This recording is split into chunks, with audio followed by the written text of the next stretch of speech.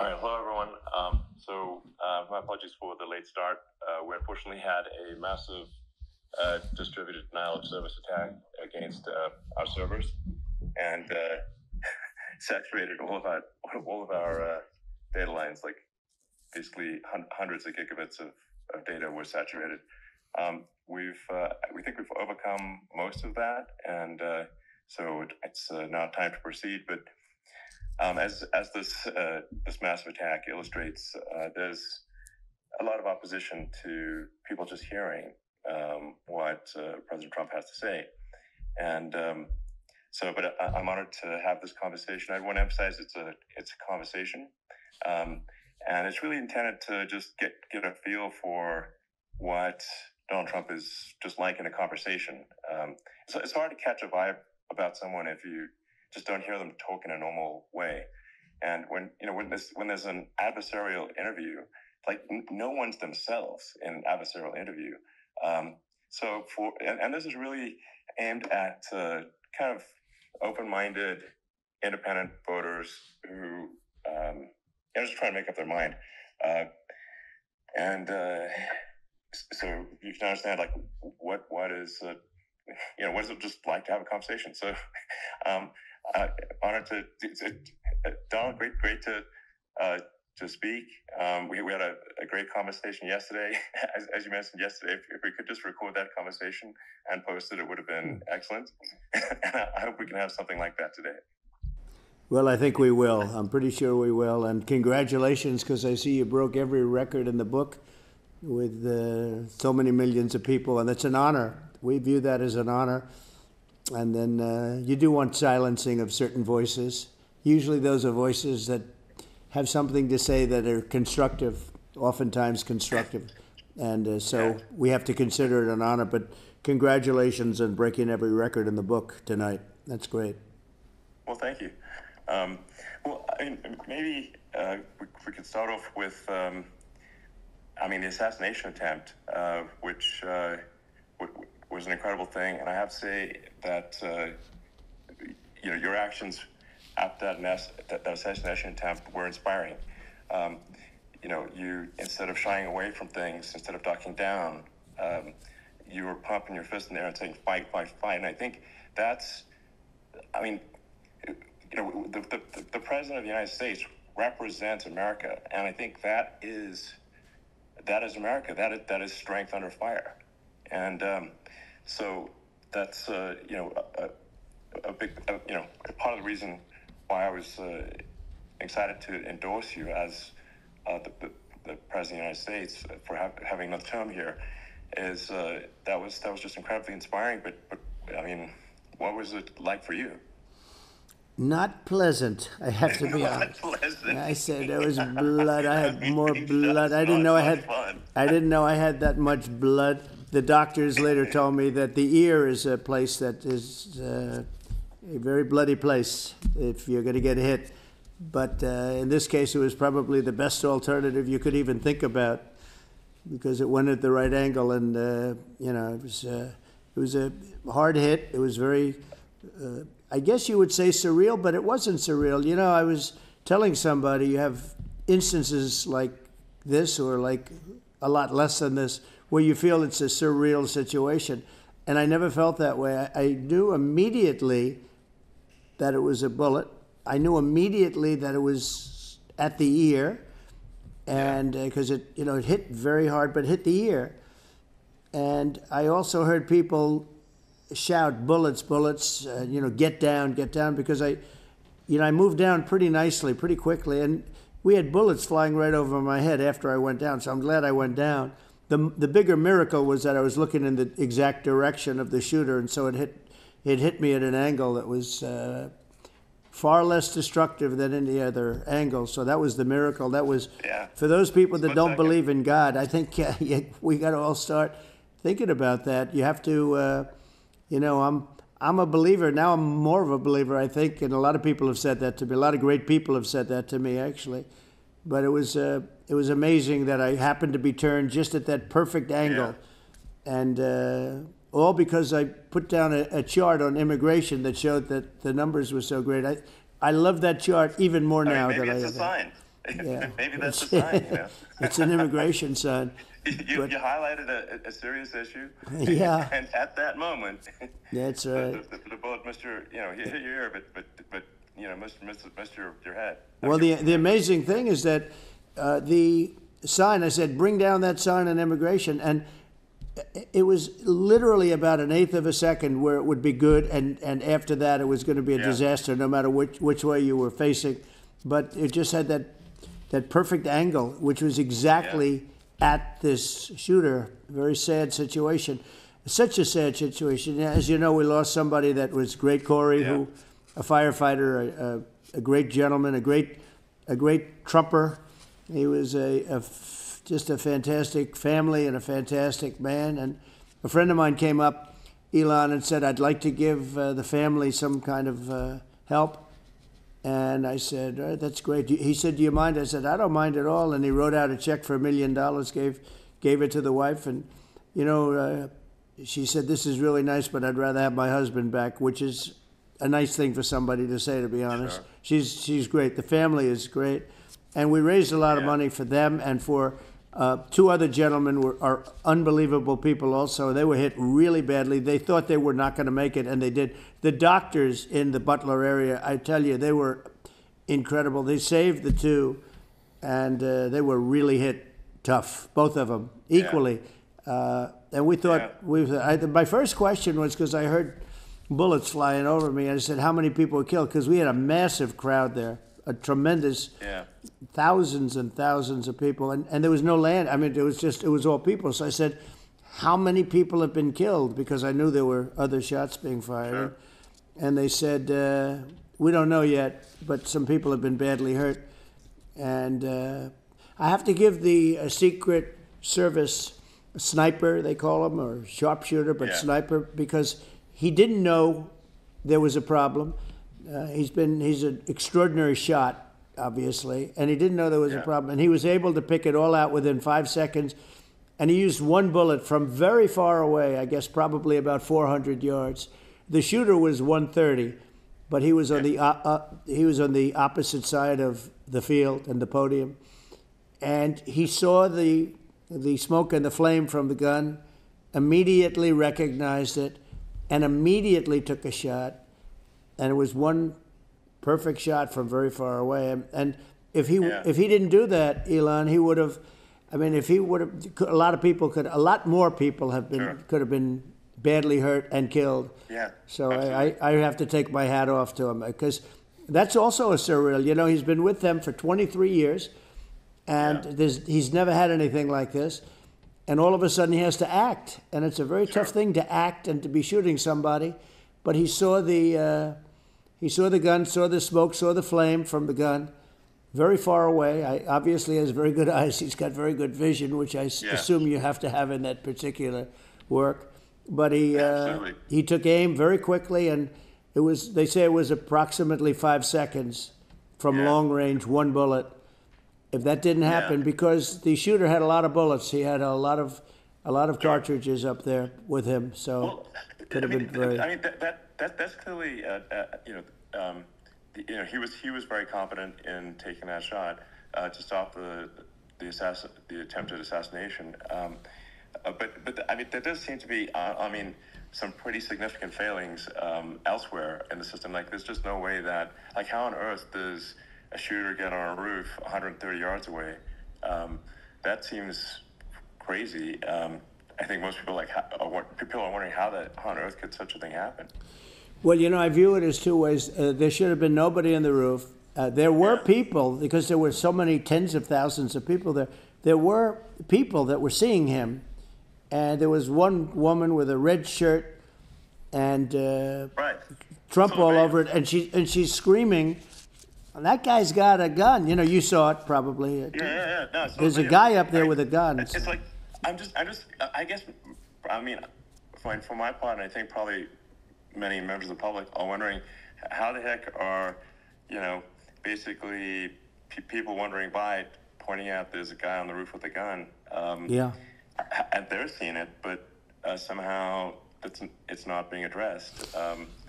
that does seem crazy. Yeah, well, they're going to learn from this. The communication between the local police, who sort of had an idea, and then ultimately a man lifted himself up to the roof, could barely do it because he was pulling himself up, and he saw the man with the gun.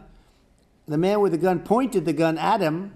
He thought he was probably going to get shot, but he was like pulling himself up, and because of that, he couldn't get to his gun, and he fell down. Actually, very badly hurt his leg, his ankle. I hear very badly, but he fell down, and he did.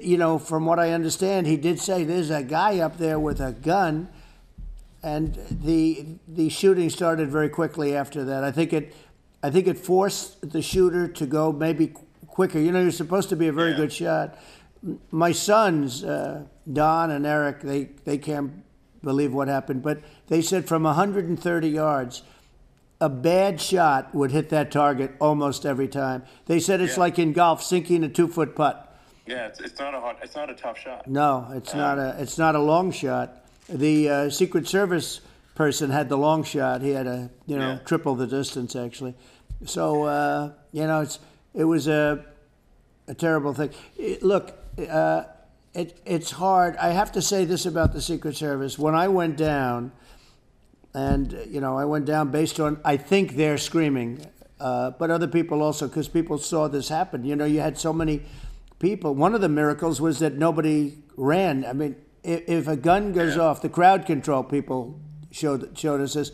When guns go off, and it does happen in stadiums at a soccer match or some kind of a match, everybody flees. They call it a stampede, like cattle. But everybody, and a lot of people get killed with those stampedes. We had more people than you'd have at some of these matches or these games, and nobody left. You had a small group behind us in the grandstand, and that was full, and you look at it as it was taking place, and normally they'd be running. They didn't leave. They saw that I was hurt. They saw a lot of blood, and they saw that I went down, and it's almost like they wanted to be with me. Well, out front, you had thousands, tens of thousands of people. As far as the eye could see, you had people in Butler, as far as the eye could see, and a lot of press too. There was many cameras on watching this. It's what makes it so different, because normally things happen that aren't good, but you never have a picture of it. Here we have all these cameras shooting it. Yeah. So sort of amazing. But one of the interesting things was that you didn't have anybody flee. You didn't have anybody stampede. Nobody. And there were some people behind me. They stood up and they're looking like, I mean, I'll tell you, you want to have them in a foxhole with you. I want to meet some of those people because it's so different from what you heard. But so I was down. But the Secret Service guys, there were bullets flying right over my head. You could hear them go whizzing, and these guys came jumping on top of me, and a young lady, Kate. They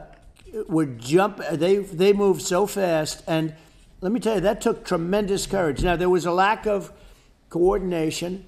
There was, obviously everybody understands that that building should have been covered.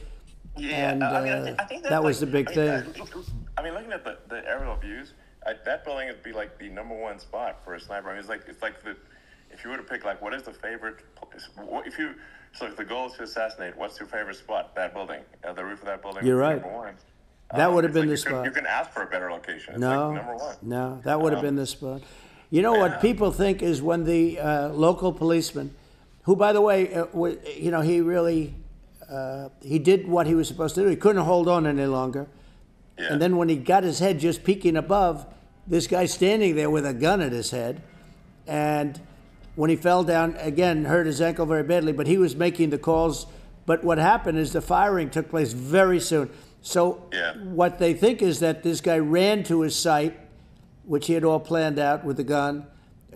He ran to the site and he started shooting fast, and maybe that's why he sort of missed. I mean, but as you said, he got me, but it could have been a much bigger problem.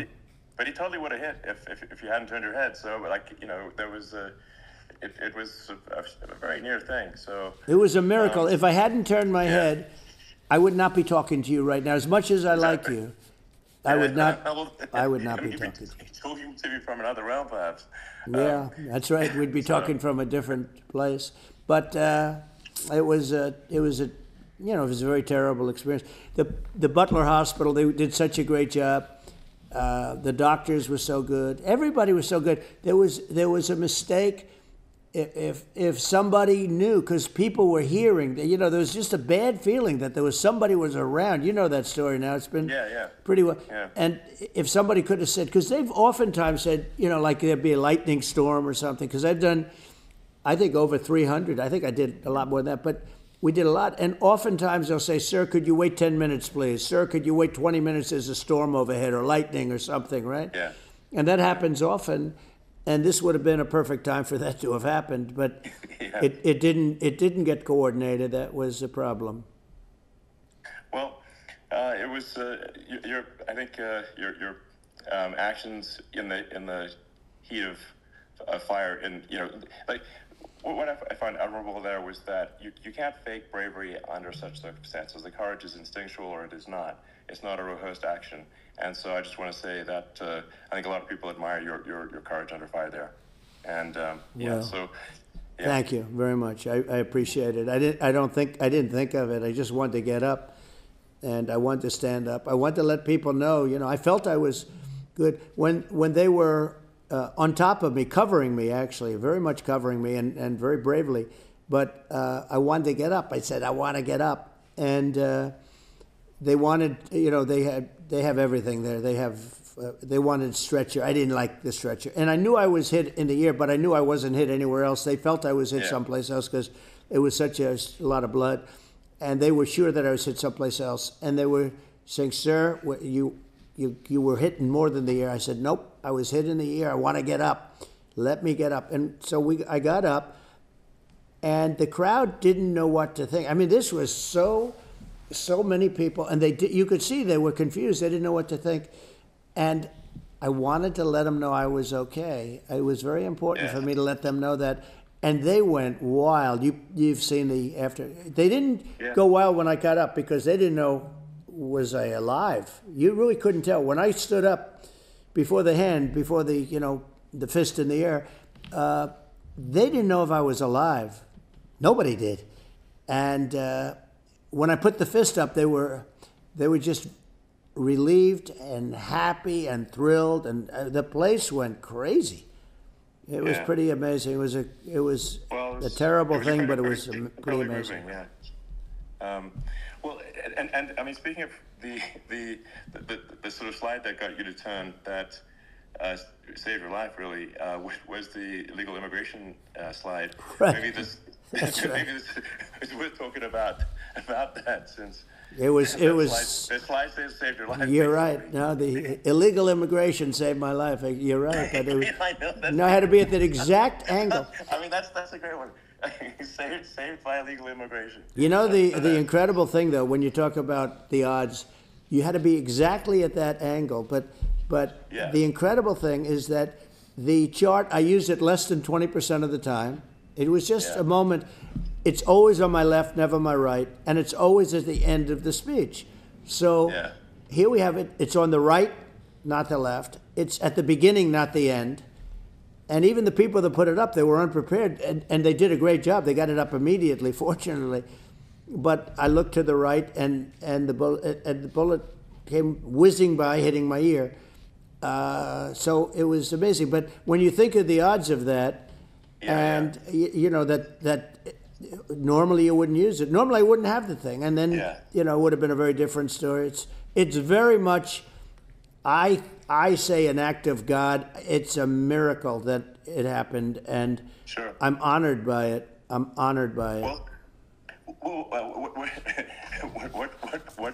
were you about to say about illegal immigration before you were rudely interrupted with a bullet? Well, I was going to say how good the numbers were. By the way, we're going back to Butler. And we're going to go back in October. We're all set up, and the people are fantastic in Butler. It's a great area. These are incredible people. Like the three that, in the case of Corey killed, and the other two, the families I got to know them a little bit, and the families are great. But we're going back to Butler And I think I'll probably start by saying, as I was saying, as you were saying, prior to being so horribly interrupted, but rudely interrupted by an assassination. So it was, but the chart, Elon, the chart was just a chart that in my last week we had the best illegal immigration numbers, meaning stopping. It was at the lowest. You've seen the chart. It's become quite a famous chart, but that was the lowest point ever recorded. It was a really, I was very proud of those numbers. And then you see what happened with these people, Kamala and Joe. You see what happened. They just let it go. I had Remain in Mexico policies. I had all these different policies that was so good. Guys like Tom Homan and Brandon Judd from Border Patrol. These are all people that they've been on television. They said it's the best numbers we've ever had. We had so many different checks. Catch and release in Mexico, not the United. We had catch and release in the United States. We had it in Mexico. We had so many things. We had things where if many people come in there, they have contagious diseases.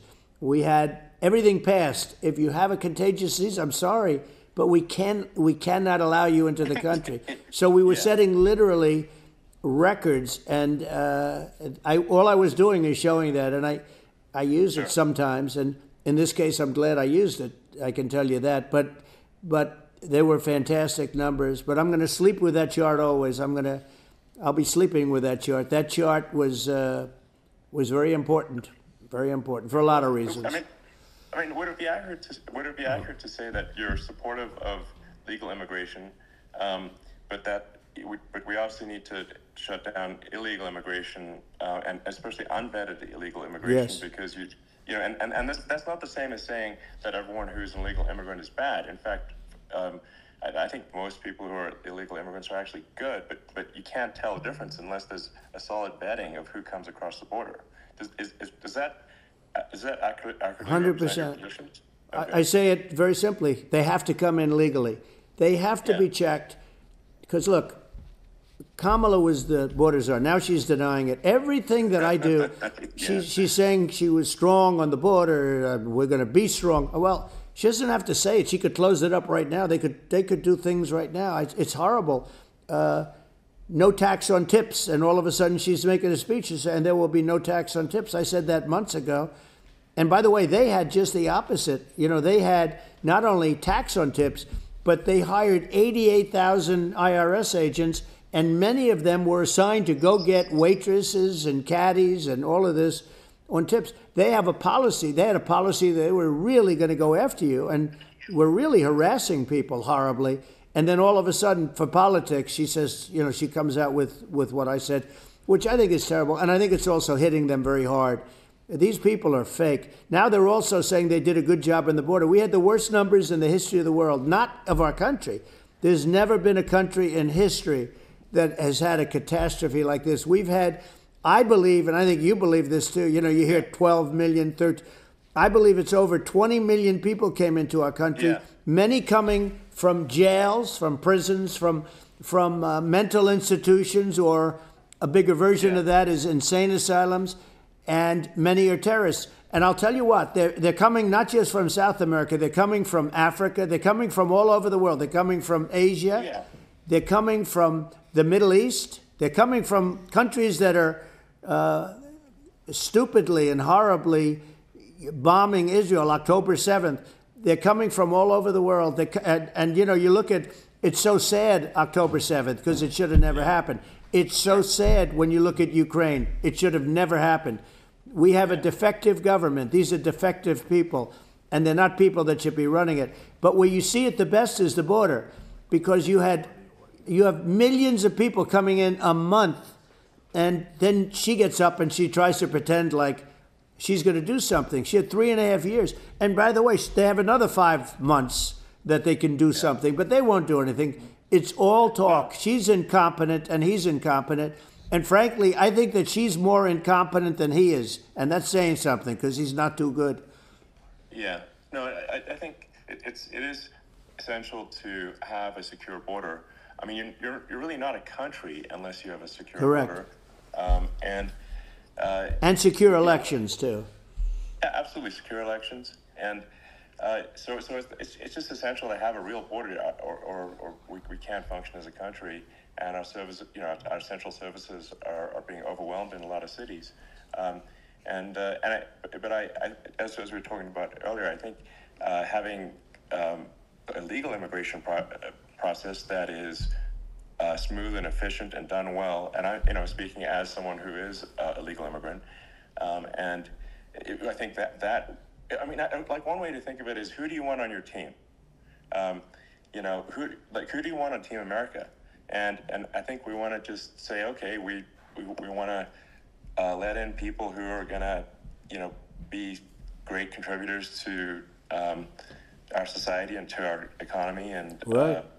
And who do you want on the team? And it's not to say that, like in my opinion, actually, I'd say like probably most of the illegal immigrants actually are actually good, hardworking people. That's my opinion. But some are not, and you just have this sort of adverse selection process where, if somebody's, if somebody's like has a career in theft or robbery, I don't understand what's taken them so long to get here. Because we're such a target-rich environment. Why aren't more people who have a career in, bad things coming here sooner? Because it's a piece of cake to go rob, houses in LA or New York, compared to other parts of the world, and in a lot of places in America, if you try to stop the person who's robbing you, you'll be arrested. Yeah. So yeah. It's insane. It's right. I mean, what's happening with crime, and our police are so good, but they're not allowed to do their job. But I have to tell you, Elon, I hate to say it because it's such a downer to say it. I hate to say it. I hate it. But you have a lot of people that just shouldn't be. I think it's a much bigger number than you think. They're allowing, right, yeah. Again, they're allowing people from their jails. And if you were running one of these countries where they're coming from, you would have had all of them. As an example, Venezuela, their crime is down 72%. They're taking their drug dealers. They're taking, frankly, their prisoners. They're emptying out their prisons. They're taking their criminals, their murderers, their rapists, and they're delivering them into the... Castro did that. Yeah, well, he did on a much smaller scale. It was a much smaller scale. But this is a massive scale because this is being done worldwide. But here's what's happening. Crime all over the world is down. And wait till you see the numbers that we have. This is migrant crime. This is crime that's going to be... And I saw it today in New York where somebody was knifed with raped the girlfriend of a man that stood there watching in New York in one of the shelters, and started pulling out the knives, and bad things happened today. But this is happening every day. These are rough people. These are people that are in jail for murder and all sorts of things, and they're releasing them into our country, and they're telling them, if you come back, we're going to kill you. We're going to give you the death penalty or kill you.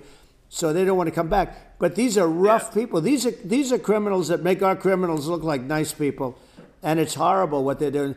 And she's in charge of it because, now she's trying to say she had nothing to do with it.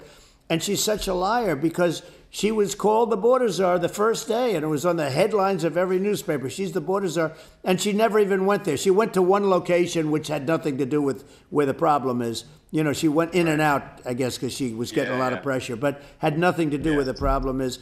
But she was the border czar, and people can't allow them to get away with their disinformation campaign. Now she's trying to say that she wasn't really involved, and the whole thing is horrible. She was totally in charge.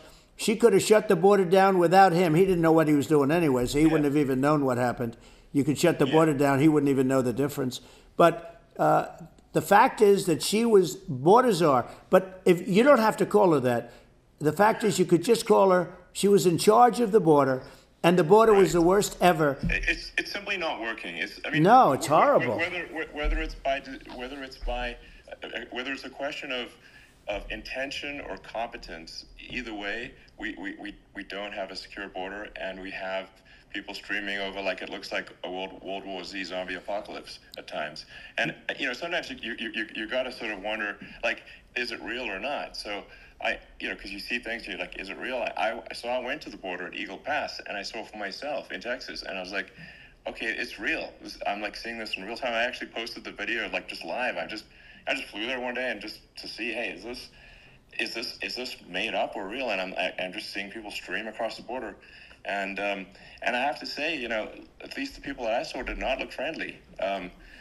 So these are people look at my video and say, hey, these people look friendly. I don't look super friendly. So these are people that Elon would not be the same man if he had to walk across the street and look these people in the eye. These are rough people. These are really rough people coming across. And I know rough people. And these are people that we don't want in our country. And, the caravans are coming in, and they're putting, and who's doing this are the heads of the countries. And you would be doing it, and so would I. And everyone would say, oh, what a terrible thing to say. The fact is, it's brilliant for them because they're taking all of their bad people, really bad people. And I hate to say this, the reason the numbers are much bigger than you would think is they're also taking their non-productive people. Now, these aren't people that will kill you. We have enough of them. But these are people that are non-productive. They are just not productive. I mean, for whatever reason. They're not workers, or they don't want to work, or whatever. And these countries are getting rid of non-productive people in the caravans in many cases. And they're also getting rid of their murderers and their drug dealers and the people that are really brutal people. And they're coming into our country at levels that have never been seen before. And I saw an ad just before I got on the air. I'm walking over here, and I saw an ad by Kamala saying how she is going to provide border security. Where has she been for 3.5 years? For 3.5 years, we have 20 million people poured in. It's a terrible thing. Frankly, I think this is a fundamental existential issue for the United States. And if we have another 4 more years of open borders, and it's going to be even worse with another 4 more years, it's going to be even worse than it's been for the past 3.5 years. I'm not sure we've got a country left. You don't have a country left. Elon, if they get in, you will have 50 to 60 million people from all over the world, not South America only. We think of South America, we think of Honduras and El Salvador, Guatemala, and Mexico, the 4. But it's not that. It's everywhere. They're coming in from everywhere. And I had to stay in Mexico. This is a super important point. People, it's like basically when I went down there, I was like, well, where are people from? It's like almost no one was from Mexico, to be clear. No, Mexico less of the others. It's just the border with Mexico, but the people coming in, it's Earth, the rest of Earth, and America is only about 4 or 5% of the population of Earth. It would only take a few percent of the rest of Earth to overwhelm everything in the U.S. We're already overwhelmed, Elon. We're overwhelmed. You had to see the news tonight about New York, and I love that place, and what they're doing to it is horrible, what they're doing to it. And all the courts do is they try and focus on Trump. Okay, let's focus on Trump, who did nothing wrong. I complain about a rigged election. Elon, what's happened is unbelievable. You have from Africa, from the Congo, they're coming, from the Congo. And 22 people came in from the Congo recently, and they're murderers. And they drop them. They take them out of jails, which is very expensive, to maintain the jails, although they don't do too much maintaining, I can tell you. But they take them out of jails, prisons. They take them out, and they bring them to the United States. They deposit them in the United States and say, don't ever come back or you're going to be executed. And they don't want to come back. But they won't come back. But they're coming from Africa. They're coming from Asia. They're coming from the Middle East. They're coming from South America. They're coming from everywhere. And there are a lot of really bad ones. It's just an everywhere on earth thing. And it's just not possible for the United States to absorb, everyone from Earth or even a few percent of the rest of Earth. It's just not possible. So, well, Elon, we're going to have, just to finish this up, we're going to have the largest deportation in history of this country, and we have no choice. Otherwise, we're going to have a country, what they've done to our country. Think of it, in Venezuela and in some of these other countries, crime is down 50, 60, 70, 80%. And you would be the same. You would have. I'll tell you what. Venezuela has not gotten rid of all of them. They've gotten rid of about 70% of their really bad people. Their jails are about 50% put into the United States. Same with other countries. Some are at 30%. Some are at 50%. They're all different. But the bottom line is they're all going to be at 100%. Why wouldn't you put 100% of the? And they're doing it right now while this third-rate phony candidate. Don't forget, I beat Biden. He failed in the debate miserably. And, some people said, oh, gee, it's too bad. It's too bad he did so badly, or I did well in the debate. The first night they said, wow, one of the people at CNN said that was the greatest debate performance I've ever witnessed. And then 2 days later, they didn't talk about that. They just said he was bad. But that's okay. That's the way I get treated, and I don't mind that at all. What I can tell you is this. We cannot have a Democrat. We cannot have her. She's incompetent. She's as bad as Biden in a different... Look, she hasn't done an interview since this whole scam started. And say what you want. This was a coup. This was a coup of a president of the United States. He didn't want to leave, and they said we can do it the nice way or we can do it the hard way. They just took him out back behind the shed and basically shot him. What they did with this guy, and I'm no fan of his, and he was a horrible president, the worst president in history. And one of the reasons he was so bad, first of all, the Israeli attack would have never happened. Russia would never have attacked Ukraine, and we'd have no inflation. And we wouldn't have had the Afghanistan mess, if you think of it. And we wouldn't have had Afghanistan. But think of it. You take a few of those events away, and we have a different world. We would also have no inflation was caused by oil.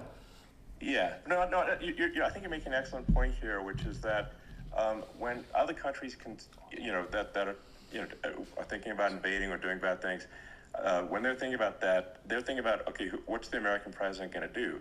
And do they fear the American president, or is there someone they do not respect and do not fear? And I think they would rightfully be.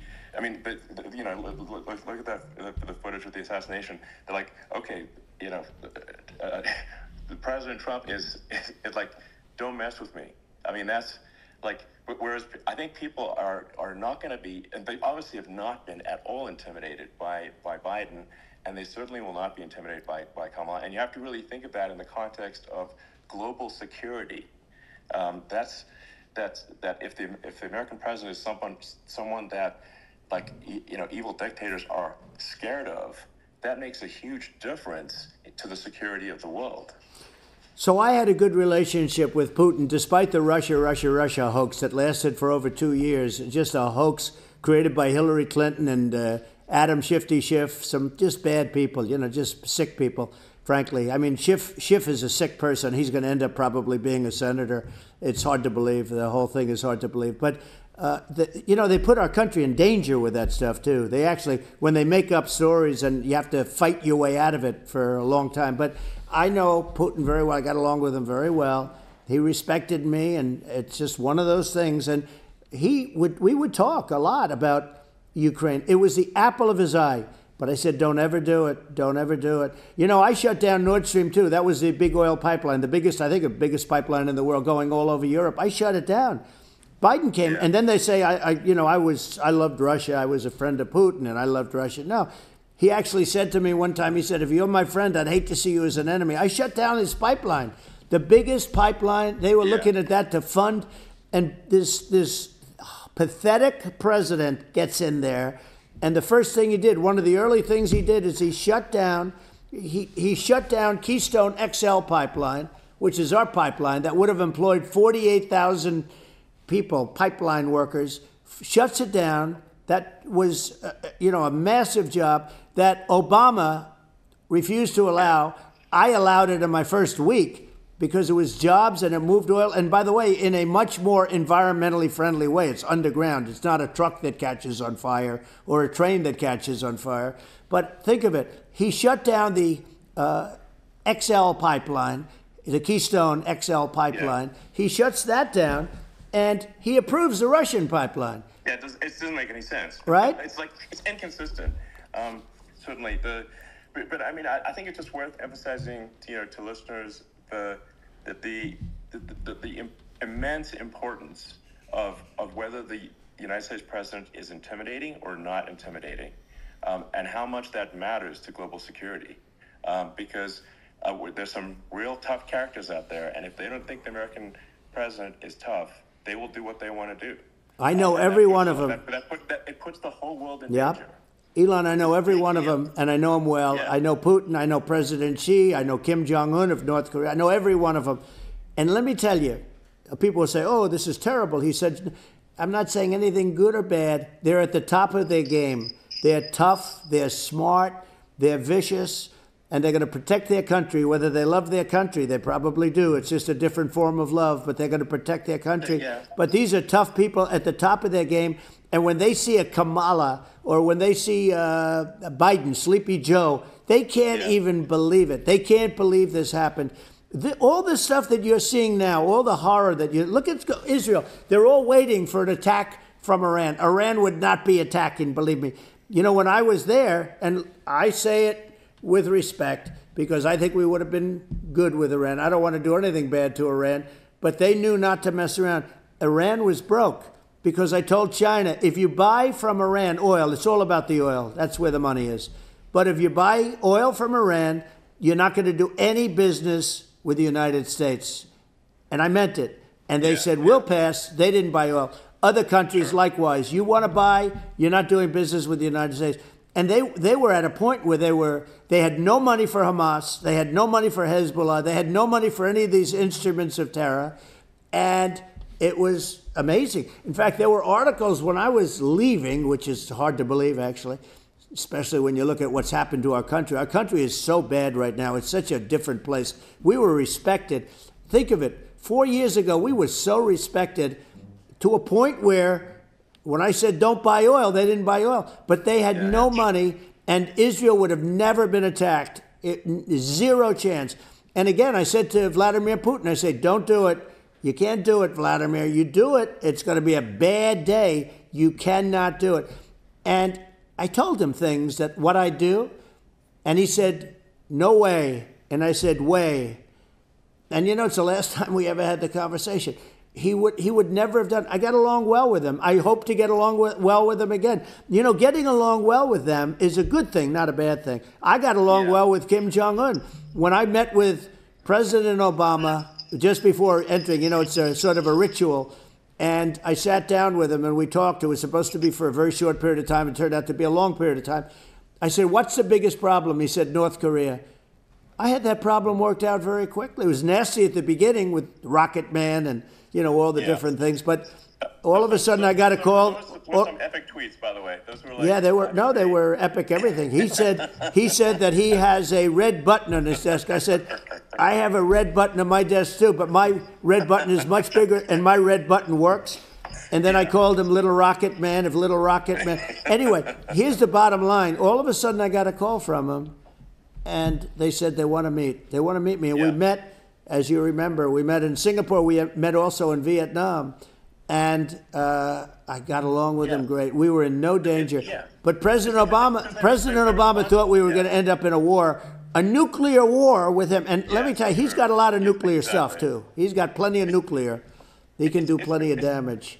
Yeah, so. I mean, it's because, you know, I mean, people like Kim Jong-un, they respond to strength, not weakness. Well, and he and I had a good relationship. You know, Remember I met him and we walked onto his land. Nobody ever walked onto his land before. I wouldn't say, let's bring up Secret Service again. I wouldn't say they were thrilled when I did that. I walked onto his land and it was an amazing period. But we were not in danger with him because of me.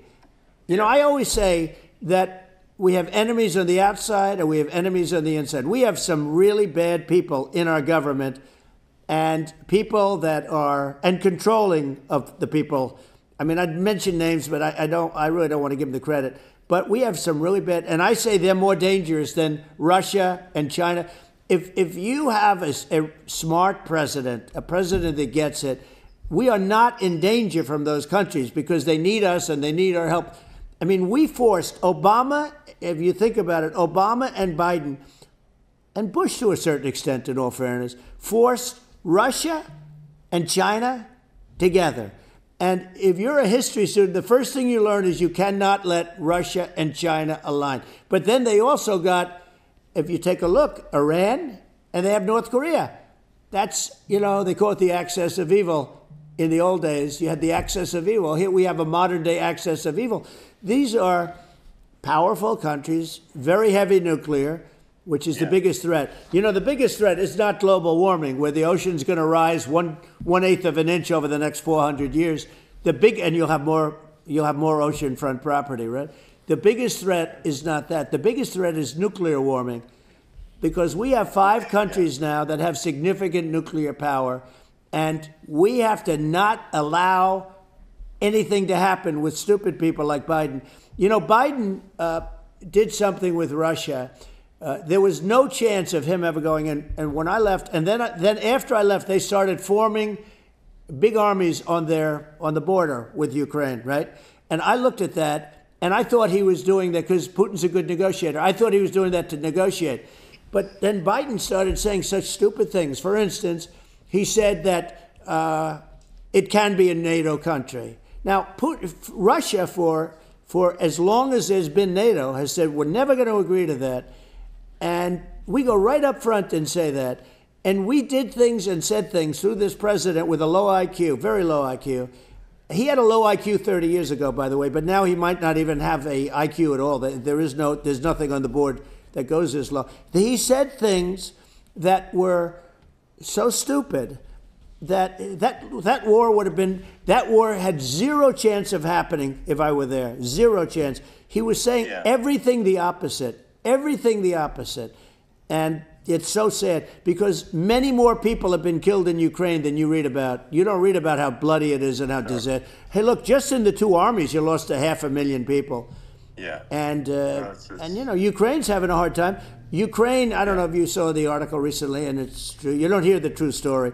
But if you think about it, Russia's gone, Russia defeated Germany with us, and they defeated Napoleon. They've been around a long time. They're a big fighting force, and it's very unfair. And Ukraine now doesn't have enough men. They're now using young men and very old men to fight.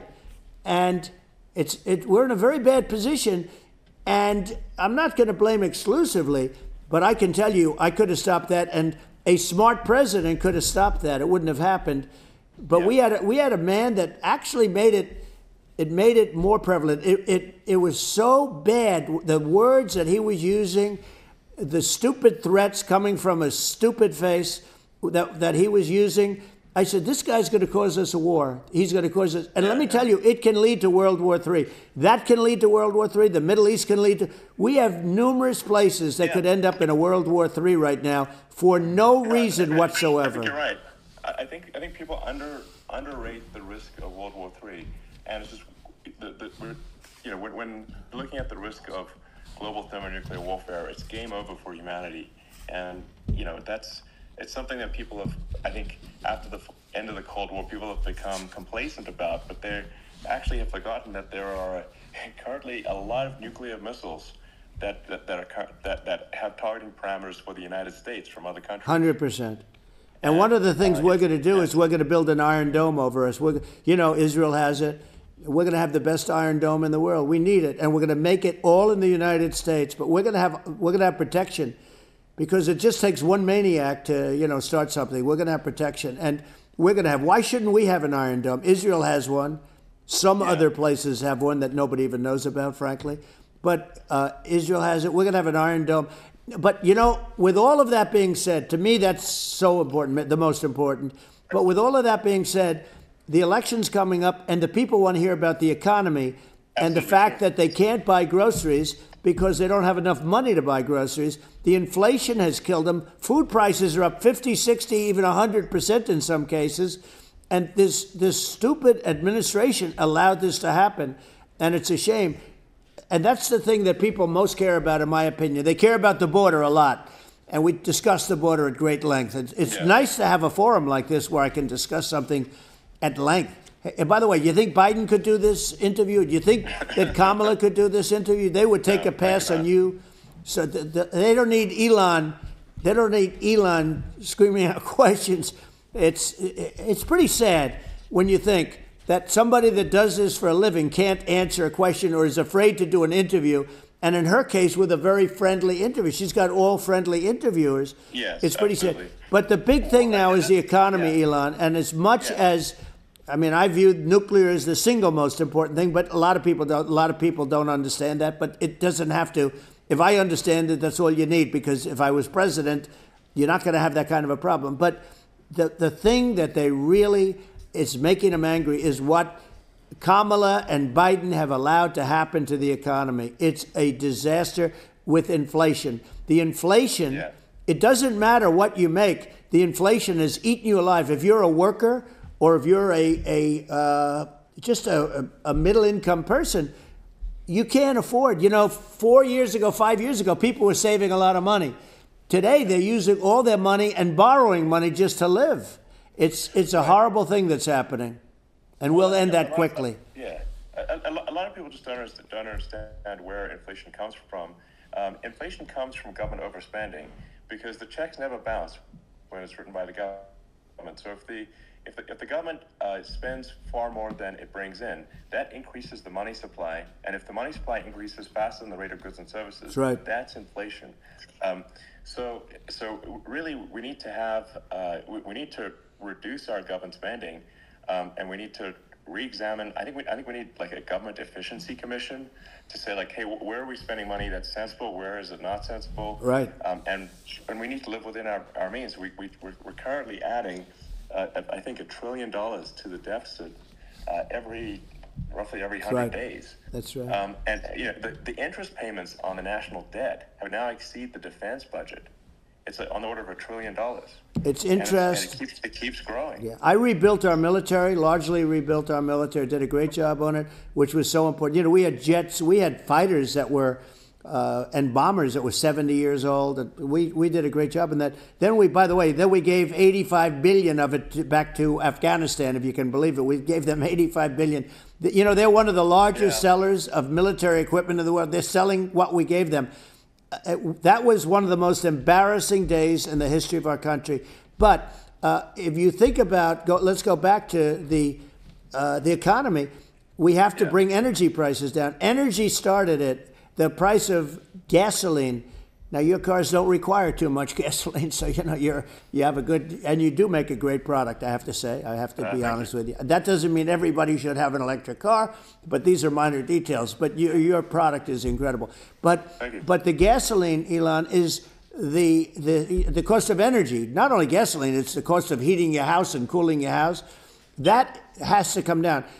It's gone up 100%, 150, and 200%, and that has to come down. When that comes down, and we're going to drill, baby, drill. You know, they stopped drilling, and then they went back to drilling because they went back to the Trump policy.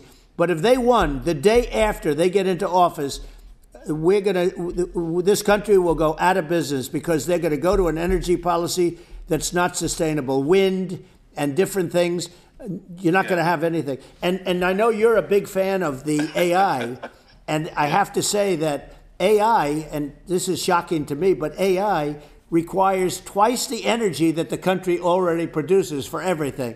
So we're going to have to build a lot of energy if our country will be competitive with China, because that's our primary competitor for this on the AI.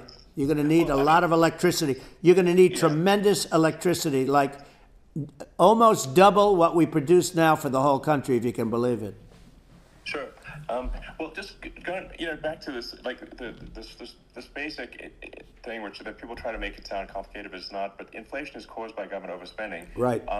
Would you agree that we need to take a look at government spending? Yes. And have perhaps a government efficiency commission that just tries to make the spending sensible and so that the country lives within its means, just like a person does. The waste is incredible, and nobody negotiates prices.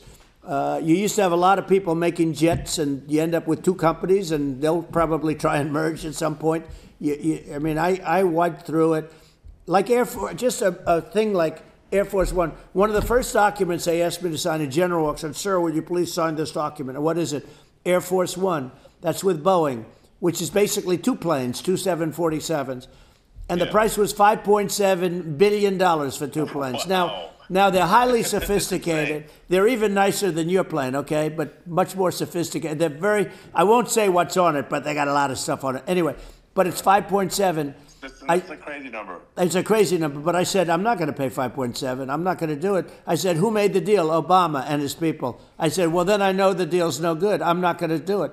And over a course of about 4 weeks, by my saying I'm not going to do it, I got the price reduced by $1.6 billion for the exact same plane, other than we had a nicer paint job, if you want to know the truth. But for the exact same plane, I saved one. And I said to Boeing, man, you guys must make a lot of money if you can reduce the price by that. But now what I do hear is that they're going back to the Biden administration and wanting big cost overruns, you know, because they see these dopey suckers in there, and they'll end up getting some of the money back. But I shaved it by $1.6 billion for the exact same plane.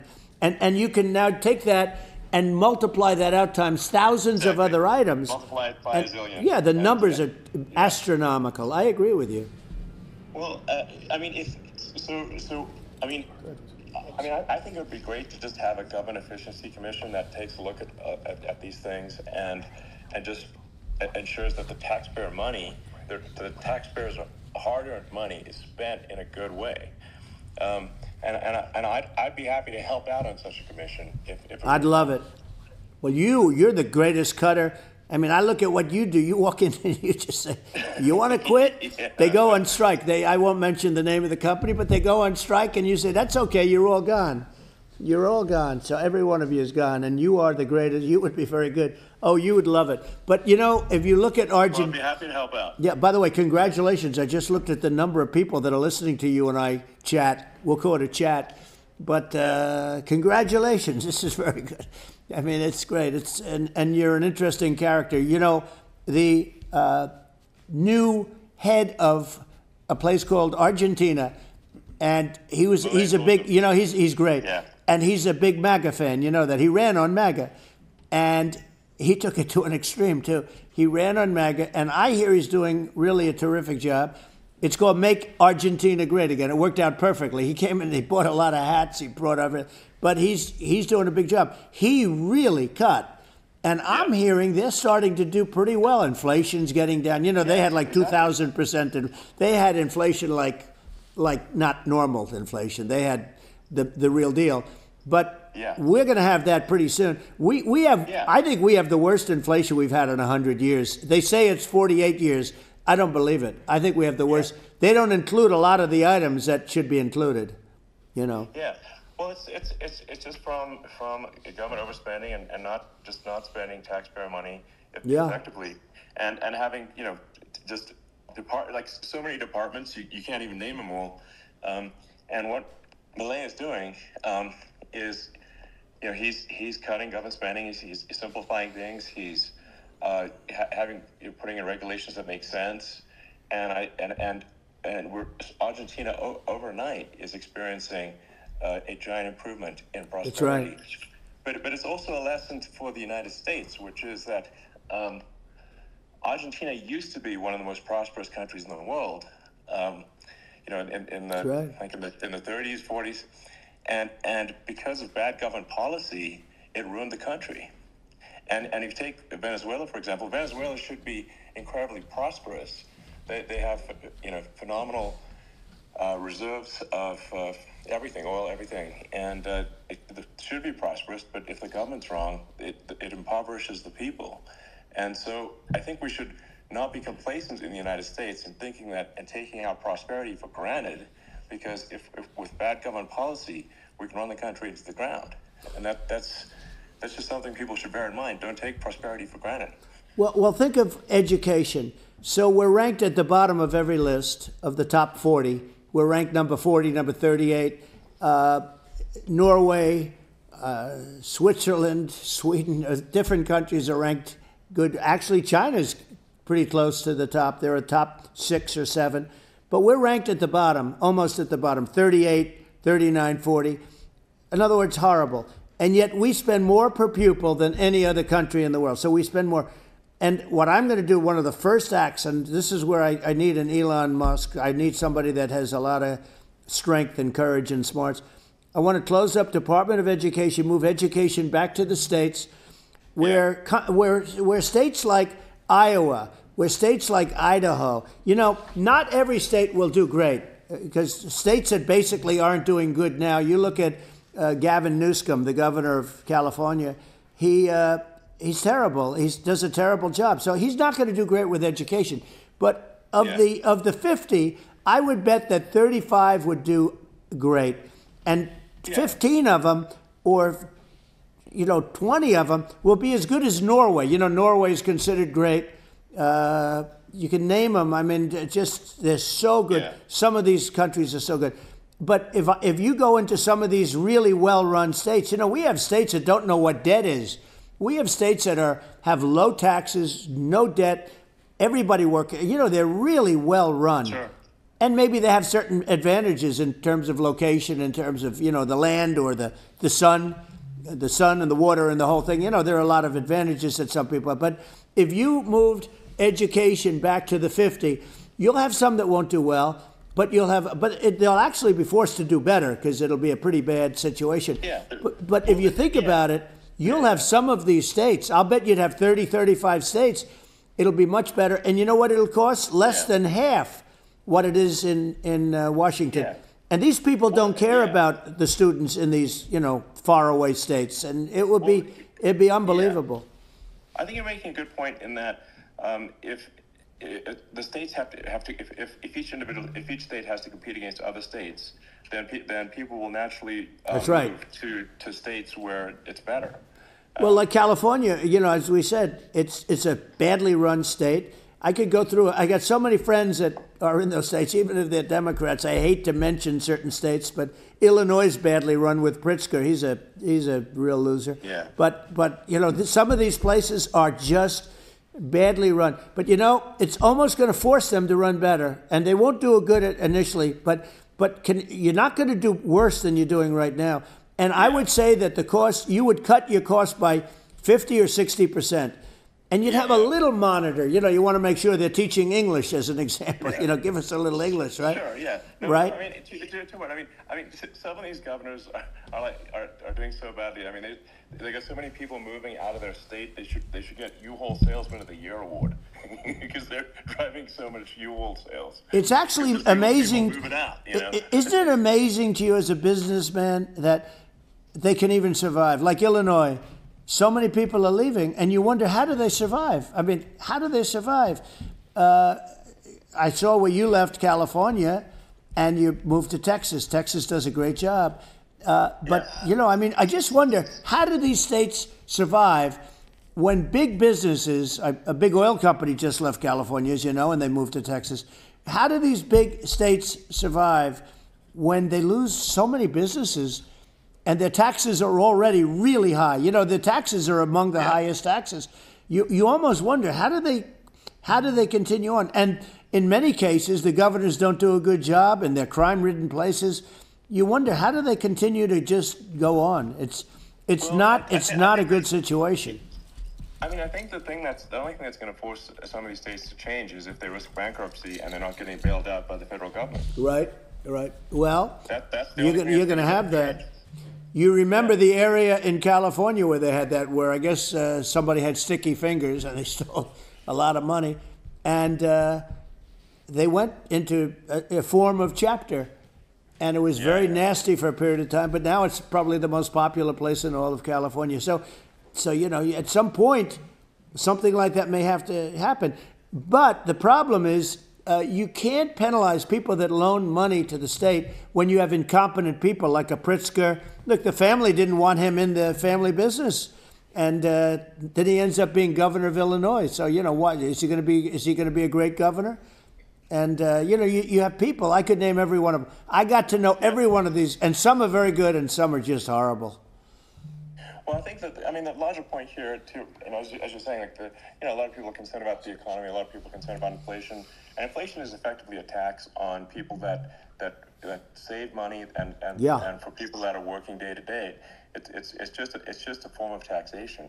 And if we can solve the government spending problem, we'll solve the inflation problem, which means people will have a better standard of living, and that's a really big deal. Well, the people that got hurt worst are the people that did it the way they were taught to do it all through, their younger life and their young life and their whole life. The people that saved money, and then they got no interest on their money, and inflation destroyed them.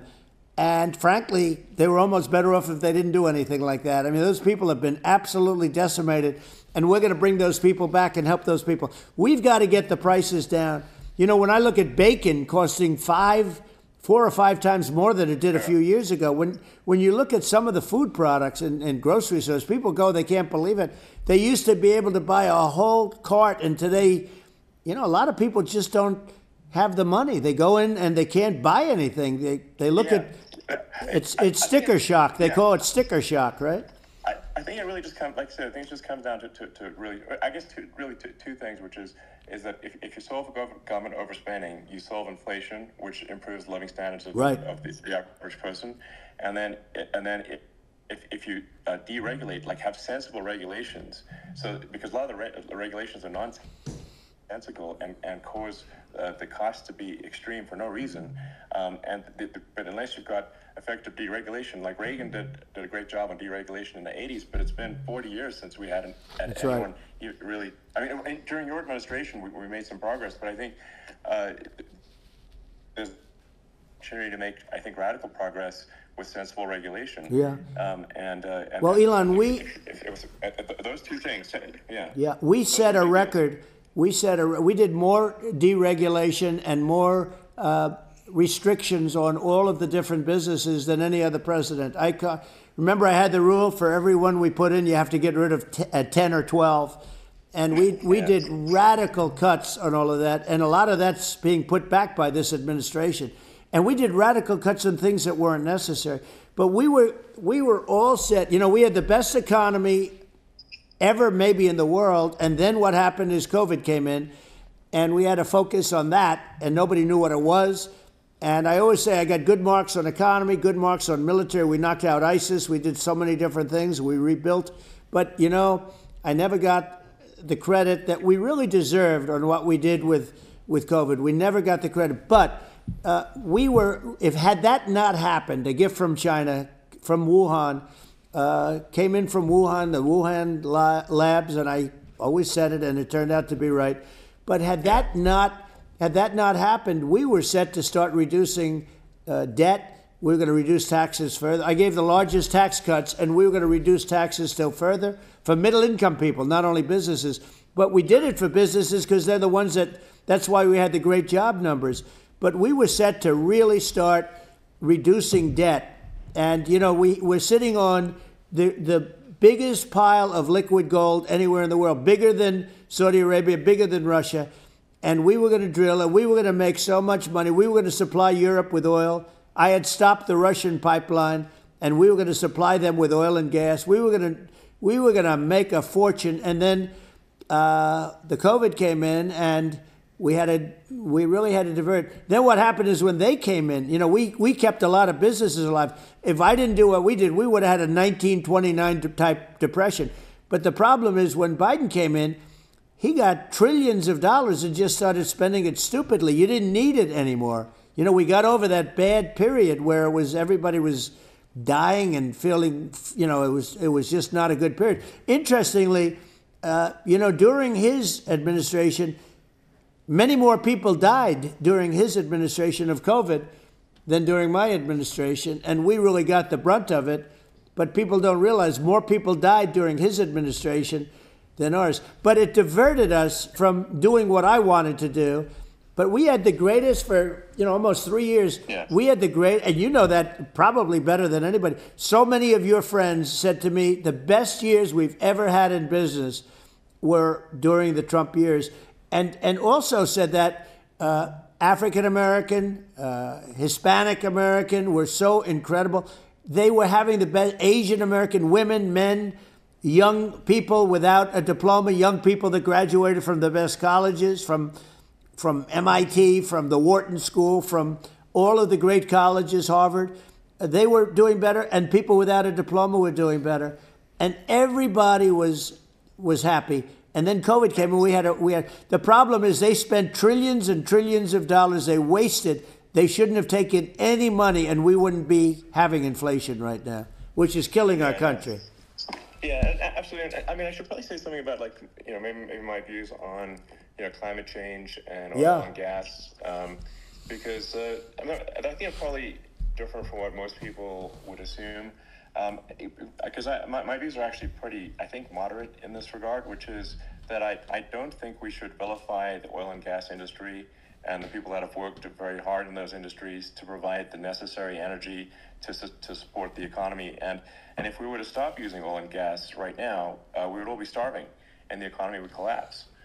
So it's, I don't think it's right to sort of vilify the oil and gas industry. The world has a certain demand for oil and gas, and it's probably better if the United States provides that than some other countries. True. And it would help with prosperity in the U.S. And at the same time, obviously, my view is like we do over time want to move to a sustainable energy economy, because eventually you do run out of. I mean, you run out of oil and gas. It's not there it's not infinite. And there is some risk. I think the risk is not as high as a lot of people say it is with respect to global warming. But I think if you just keep increasing the parts per million in the atmosphere long enough, eventually it actually simply gets uncomfortable to breathe. People don't realize this. If you go past 1,000 parts per million of CO2, you start getting headaches and nausea. And so we're now in the sort of 400 range. We're adding, I think, about roughly 2 parts per million per year. So, I mean, it still gives us, so what it means is, like, we still have quite a bit of time, but so there's not, like, we don't need to rush, and we don't need to, like, stop farmers from farming, or, prevent people from having steaks or basic stuff like that. Right. Like you leave the farmers alone. I agree. How crazy is that, where you have farmers that are not allowed to farm anymore and have to get rid of their cattle, and the whole world is a little crazy, but it's largely taken its lead from us. I do say, though, I've heard in terms of the fossil fuel, because even to create your electric car and create the electricity needed for the electric car, fossil fuel is what really creates that at the generating plants. And, so you sort of can't get away from it at this moment. I mean, someday you might be able to. But I do hear we have anywhere from 100 to 500 years left. Much of it hasn't even been found yet. But there are tremendous, like ANWR. I got ANWR in Alaska approved. Ronald Reagan couldn't do it. Nobody could do it. Everybody tried. Nobody could do it. I got it approved. The first thing that Biden did was unimprove it, to get rid of it. He ended it. His secretary went in and she ended it. And what a disgrace. That's ANWR. That's bigger, or they think it could be bigger than Saudi Arabia in Alaska. Could be bigger than Saudi Arabia. But they went in and they terminated it, and I'll get it going very quickly, because not only is it big for Alaska, I mean, you talk about economic development, that for the United States, I mean, that is, they say bigger than Saudi Arabia or the same size, and pure, really good stuff.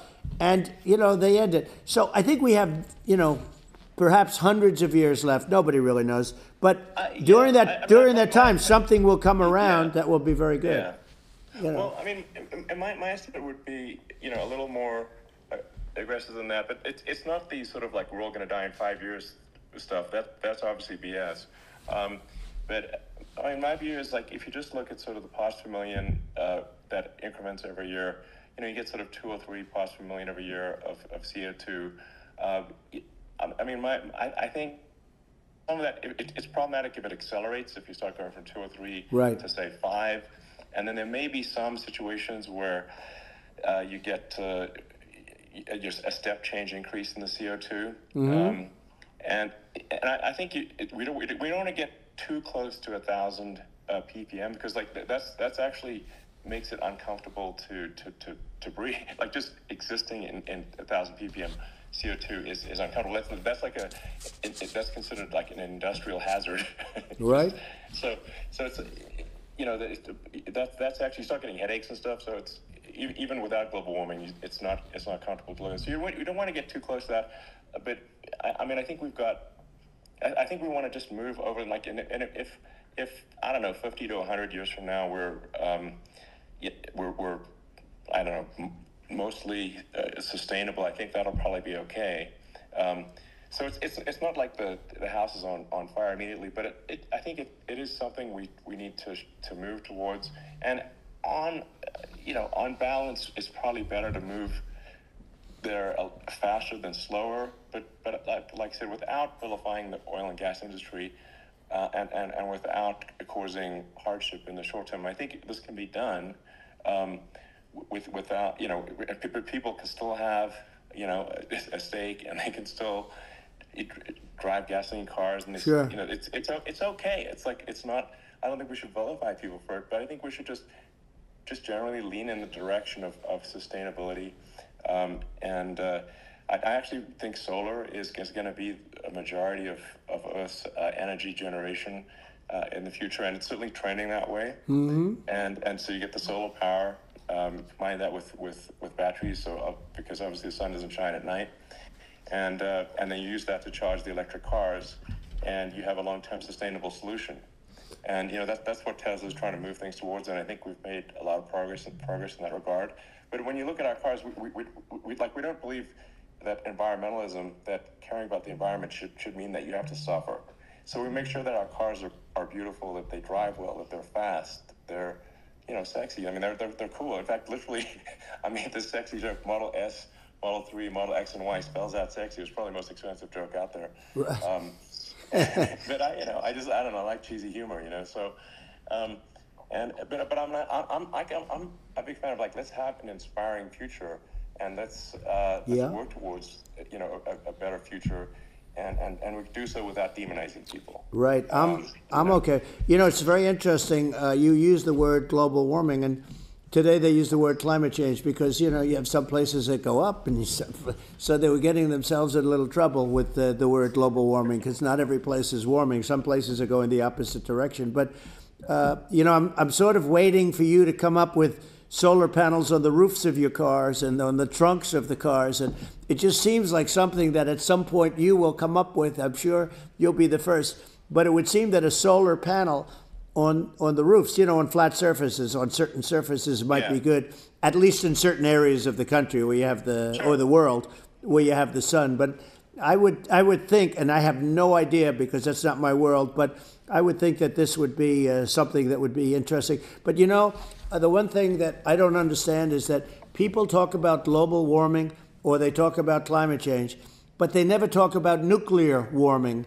And to me, that's an immediate problem because you have, as I said, 5 countries where you have major nuclear and probably some others are getting there, and that's very dangerous. That's where you need a strong American president because you don't want to have this proliferation. But you have 5 countries and getting more. China is much less than us right now, but they're going to catch us sooner than people think. They're way lower. Russia and us are number 1, and we're sort of tied.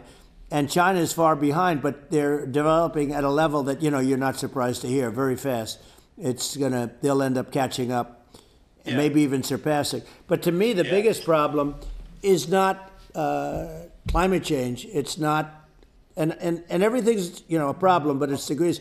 To me, the big problem is the nuclear power. The power of nuclear is so great. And when I talk about I'll prevent World War III, I will. But the truth is that you have to, because this is no longer army tanks going back and forth and shooting at each other. Yeah. This is a level of destruction and power that nobody's ever seen before. Yeah, and actually, there's the bad side of nuclear, which is a nuclear war, very bad side. But there's also, I think, nuclear electricity generation. Absolutely, you're right. And it's actually, people have this fear of nuclear electricity generation, but it's actually one of the safest forms of electricity generation. It's just a huge misunderstanding. And if you look at the injuries and deaths, caused by, say, I mean, I'm not going to try to pick on coal mining, but just any kind of mining operation. Right. And there's a certain number of injuries and deaths per year. And you compare that to nuclear. Nuclear is actually way better. So it's underrated as an electricity source, and I think it's something that's worth reconsidering. But there's so much regulation that people can't get it done. So that, maybe they'll have to change the name. The name it's a rough name. There are some areas like when you see what happened in branding. Right. We'll have to rebrand it. We'll have to give it a good name. We'll name it after you or something. No, it has a branding problem. When you see what happened, a branding problem. When you see what happened in Japan, where they say you won't be able to go on the land for about 3,000 years. Did you ever see that? And in Russia, where they had the problem, where they there's a lot of bad things happened, and they have a problem. And they say that in 2,000 years, people will start to occupy the land again. You realize it's pretty bad. But there's, you're right about it. It's amazing. It's actually not that bad. So like after Fukushima happened in Japan, people were asking me in California, are we worried about like a nuclear cloud coming from Japan? I'm like, no, that's crazy. It's not even dangerous in Fukushima. I actually flew there and ate locally grown vegetables on TV to prove it. And I donated a solar water treatment, a solar powered system for a water treatment plant. And yeah, but you haven't been feeling so well lately, and I'm worried about it. No. But I'm only kidding. It's fine. It's like. Hiroshima and Nagasaki were bombed, but now they're like full cities again. So it's right. It's Well, that's great. Something that's great. that that's great. It's not as scary as people think, basically. But yeah. Let's see. I mean, are there some other topics we should touch on? Like lawfare. I think we need to be concerned about what they've done to this country. Obviously. Yeah. Yeah. Well, we just won the big case in Florida.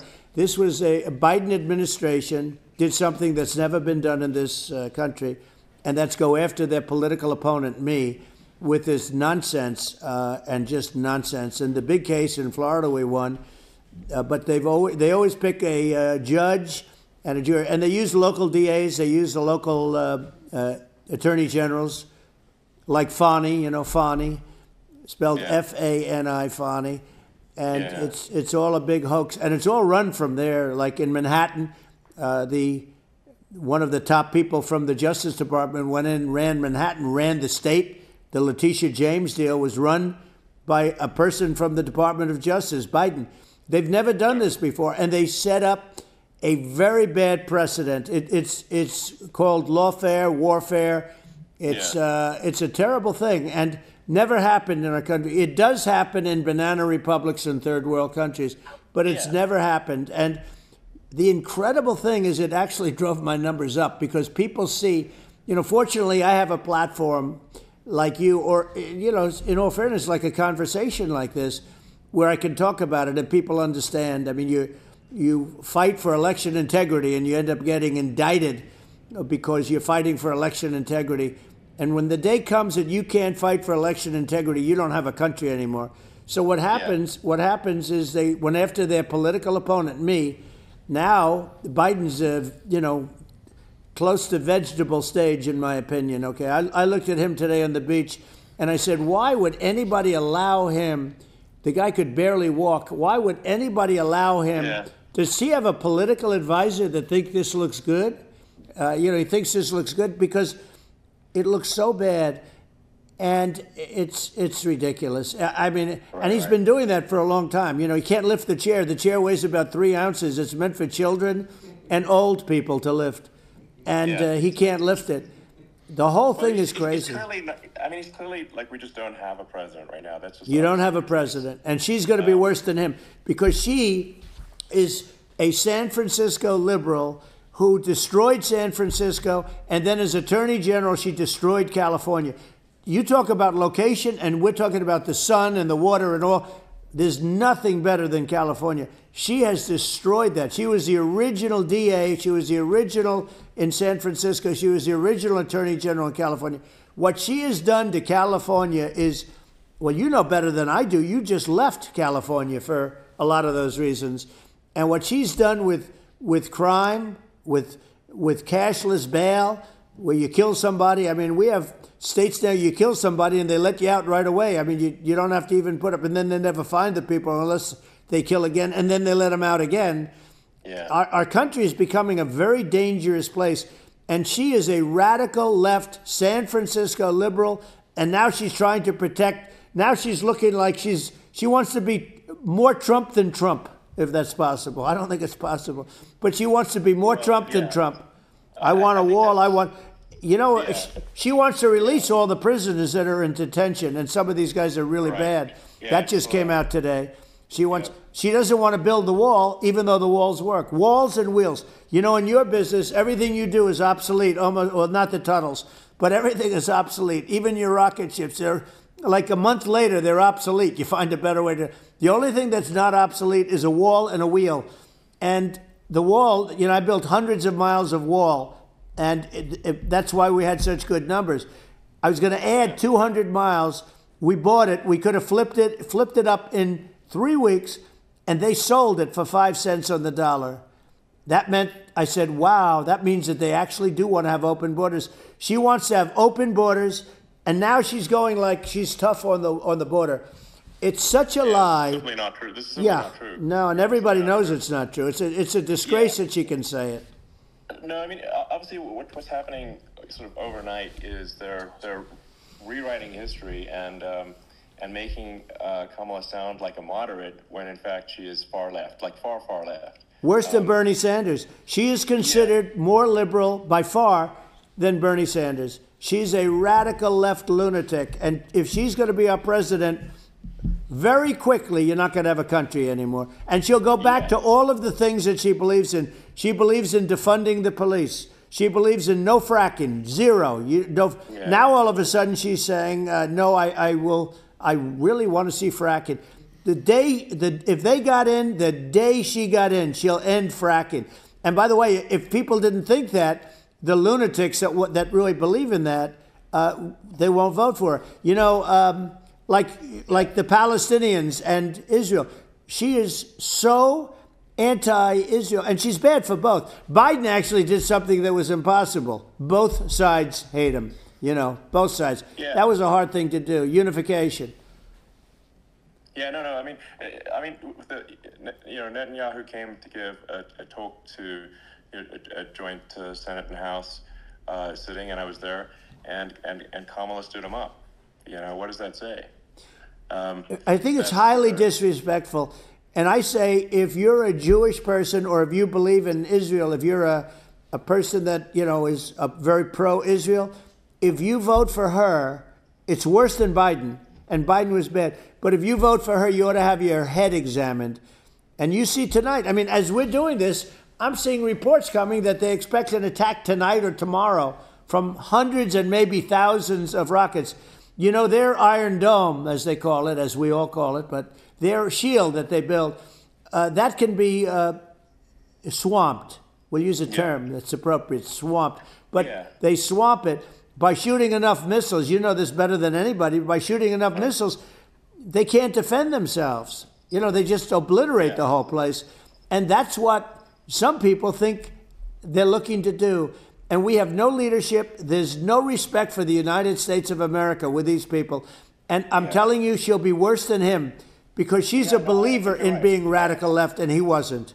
I think you're right. I mean, it's important for the public that may be listening to this to look at Kamala's track record, before the last month, and say, is that a track record you agree with? And I think if you're an independent moderate, you definitely would not agree with it. Because it is her behavior has been far left, and we're seeing just an overnight propaganda attempt to rewrite history and make it sound like Kamala is moderate when she, in fact, is not moderate. Well, her running mate approved, signed into legislation, tampons in boys' bathrooms. Okay. Yeah. Now that's all I have to hear. Tampons in boys' bathrooms, and that means she believes in that too. I mean, she picked this guy because he was the closest to her. A lot of people thought she'd pick sort of the opposite, but she picked an anti-Israel, radical left person. But she is far worse, they say, than Bernie Sanders. If we have her as a president, if we have a Democrat at this moment as a president, I don't think our country can survive. I think it's a massive. I think we're in massive trouble, frankly, with the Kamala administration, and that's my honest opinion. And I think really it's essential that you win for the good of the country for this election. And I'm just stating my opinion. Now, you may have seen this, but I got a letter from the EU Commission, saying, to not have disinformation on during this discussion that we're having, and there's a lot of attempts to do censorship and to force censorship even on Americans from other countries, and what do you think about that? Well, I know the European Union very well. They take great advantage of the United States in trade, as you know. We, through a different forum, NATO, we protect them, and yet if you build a car in the United States, you can't sell it in Europe. You just can't sell it. It's impossible. The same thing with our farmers. Our farmers find it very difficult to do business. We have a deficit with them of $250 billion, which people don't know. It sounds so nice, the European Union, but let me tell you, they're not as tough as China, but they're bad. And I let them know it. And that's probably why they notified you. No, they don't treat our country well. We defend them. With Ukraine, so we're in for $250 billion, and they're in for about $71 billion, and they have the same size. If you add up the European nations in terms of an economy, it's about the same size, wouldn't you say, as us? And they're in, and they're in much greater risk. They're right there. We have an ocean separating us from, in this case, the enemy would be Russia. It used to be for the Soviet Union, but let's assume they're close enough. And what happens is they're in for 70-something million. I think even less than that, billion, and we're in for about 250 billion, and it could be a lot higher than that. And I say, why aren't you going to equalize? Why aren't they paying what we're paying? And they're in much more, it's much more important for them because of the fact that, they're right near there.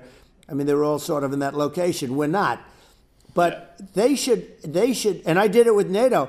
There were only 7 countries that were paid up in NATO out of 28 at the time. And the United States was subsidizing NATO, tremendously subsidizing NATO. And I said, I went in and I said, you got to pay up. If you don't pay up, we're not going to defend you any longer. I took a lot of heat. But you know what happened? Billions and billions of dollars came flowing in. Yeah, and I think a lot of the public isn't aware of the fact that the United States pays a disproportionate share of the NATO expenses. And then we get taken advantage of on trade. So think about it. The point of NATO is defending Europe, and it's it's like, then okay, well, why is the United States paying disproportionately more to defend Europe than Europe? That doesn't make sense. That's unfair. And that is an appropriate thing to address. Well, when you talk about cost cutting and savings and everything else, honestly, look, there's nobody that feels worse about the Ukraine situation than I do, because I know it would have never happened. I know Zelensky.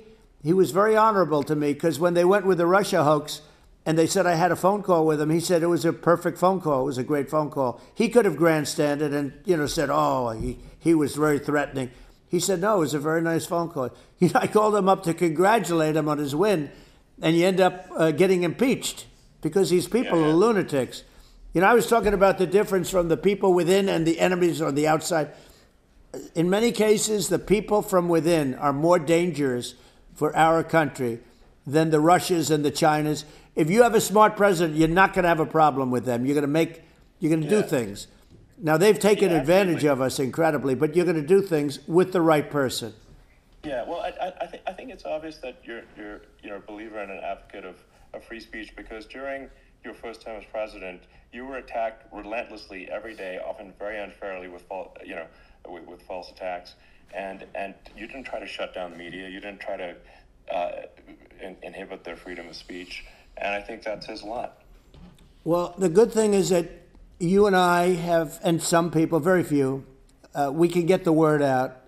Although sometimes it's hard because they don't want to print it, like we're having a great conversation right now. Kamala wouldn't have this conversation. She can't because she's not smart. You know, she's not a smart person, by the way. She can't have this conversation. And Biden, we don't even have to talk about it. I mean, he couldn't have this conversation. He would have given up on the first half of a question. He would have walked out. He would have said, where am I? Where am I going? So anyway, but no, he wouldn't have this. Not a lot of people would have this conversation, but, you know, we cover a lot of territory. But the beauty is that you know, we can have a conversation, and yes, you can actually have I'm able to get it out without, because I get treated unfairly by the press. You can actually have a conversation with you. Yeah, it's nice, isn't it? You can't have a conversation with Biden or Kamala. It's like not, it's not possible. That's true. This is like talking to an NPC, so it's just impossible. Well, but think of it. We need a man or person who's unbelievably sharp in order to stop all the nuclear danger and all the dangers that I'm talking about. And I got along with all these. You know, I got along with Kim Jong-un. We had dinner. We had everything. And he really liked me, and I got along with him really well. By the way, he's the absolute boss over there. You know, a lot of people said, oh, do you think he will? That's for sure. Let me tell you, I saw things that you don't want to know about. He is the boss. But you know, we had a good relationship, and he doesn't like Biden. He considers him a stupid man, he said. He's a stupid man. Well, at least he speaks his mind. But, you know, in this country, you're not sort of allowed to say it, but I guess you are. You should be allowed to say it if it's true. But we need smart people, and we need people that have an ability to lead. And she doesn't have that ability. Can you imagine? Now, you know Chairman Xi very well. Can you imagine her and him negotiating, or even standing together? It is, the whole concept is ridiculous. She is terrible. She's terrible. But she's getting a free ride. I saw a picture of her on Time Magazine today. She looks like the most beautiful actress ever to live. It was a drawing. And actually, she looked very much like our great First Lady, Melania. She didn't look like Camilla. That's right. But of course, she's a beautiful woman, so we'll leave it at that, right? Yeah, well, you know, maybe like I think part of what, you know, people in America want to feel excited and inspired about the future. They want to feel like the future is going to be better than the past, and that America is going to do things that are greater than we've done in the past, reach new heights that make you proud to be an American, and excited about the future. They want the American dream back. They want the American dream back. More important than anything else. It's like you don't have that today because the people, they've been just sucked. They see incompetent people running our, you know, the Biden thing is very interesting. People just found him to be incompetent. And when I debated him, I was like, is this for real? It was just absurd. But, you know, I think there are, like, you know, some you know, grand projects that we could do. I mean, I think, like, you know, we could build a base on the moon. We could send American astronauts to Mars. We could build high-speed connections that are you know, more advanced than anything else in the world between our cities, so people have fast transport. You know, it's possible to solve traffic with tunnels.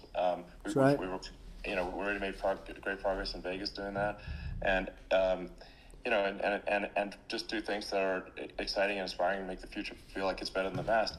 Well, I saw what you did in Vegas, and I'll tell you, it was amazing. I got to see, I took a big glimpse at it, and it's incredible what you know, it's incredible. And you could do that all over. You could do that all over. It's deep. You don't even need much structure, you know, assuming you're in the right areas. It's straightforward. It's amazing. So, and like, I think we could do some things that, like China's got incredible high-speed rail between its cities, but I think it's actually possible with tunnels, if with deregulation, with an ability to actually, where it's like legal to actually do the tunnels. I think you could have high-speed tunnels that are actually better than anything else in the world for high-speed transport between cities. Sure. And that would be something that, you know, Americans can say, wow, okay, we've got something that's cooler than anyone else in the world. That's the kind of thing that makes you proud to be an American. And much safer than surface trains, where there is a danger there, you know, with people, with crazy people. It's much safer, much better. And, you know, it's sad because I've seen some of the greatest trains. I find it fascinating. And I've seen the systems and how they work, and the bullet trains, they call them, I guess. And they go unbelievably fast, unbelievably comfortable, with no problems. And we don't have anything like that in this country, not even close. Yeah. And it doesn't make sense that we don't. Doesn't make sense. And I think also, like, there's, you know, I'm kind of hopping on the excess regulation, but I think something that I think people can generally understand is that what happens with laws and regulations is that there's more and more of them every year, and unless there's a process to clean them up, eventually everything becomes illegal. You're right. And that actually it slows down the development of new technologies. I mean, if you take the sort of, like, I think there's room for some reform at the FDA for improving the speed with which we approve drugs that could help save lives and improve people's lives. Yeah. And I worked very hard on that. You know, we got that down to the lowest number ever, and we got therapeutics approved in the FDA that people can't even believe the speed. But I took them on. I don't think they like me too much, but I got things approved in the FDA at numbers that they wouldn't believe. And, you know, it's a very bureaucratic group. Actually, it's a fine group of people in many cases. I got to know a lot of them, but I was pushing them really hard for Regeneron, for so many different things that were really pretty amazing. But the FDA takes too long. It's 12 years to get a product approved. I got it down to 4. Yeah. And I got some things done very quickly, but it's really something that is going to have to be worked on because it takes too long. Just takes too long. It just takes too long, and it's you end up in the same with the approval, but it's just you know, it takes years instead of something that I think could potentially take months. Yeah. And that improves people's lives. I think. Yeah. You know, I just wanted to hop on this point that, like, there has to be an active process for reducing rules and regulations, because otherwise they just keep building up every year, and you get hardening of the arteries, and eventually everything's illegal or takes forever, and then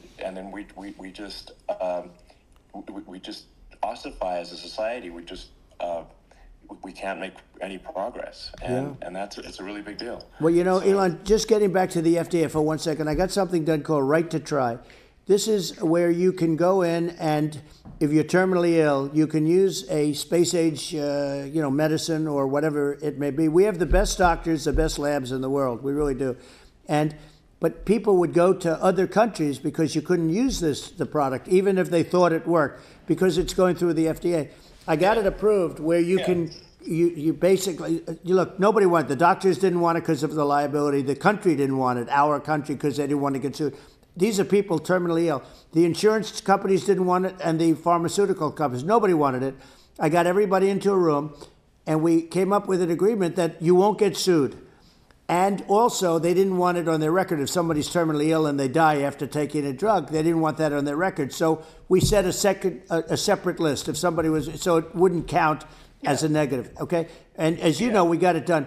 We have saved, Right to Try. They've been trying to get this done for 58 years, and it sounds simple, but it wasn't, because the insurance companies, nobody wanted it, but we got it done. Somebody signs, you sign a document that you're not going to sue the insurance companies, the country, you're not going to sue anybody, and we got it done, and we're saving tens of thousands of lives. Right to Try. Hopefully you never need it, but if you do, you don't have to travel to Asia. Right. You know, people, if they had money, they go to Asia, they go to Europe. If they don't have money, they go home and die. That's what happened. They'd go home and die. Well, I mean, and actually, to give Europe some props here, it's like if a drug is approved in Europe, which has a crazy amount of regulations, it should obviously be approved in the U.S. I mean, they get more regulations than we do. So why would a drug be approved in Europe and not in the U.S.? That's crazy. Well, we did it. We did something that really, they've been trying to do it for 50 years, and they just couldn't get it done, and I got it done.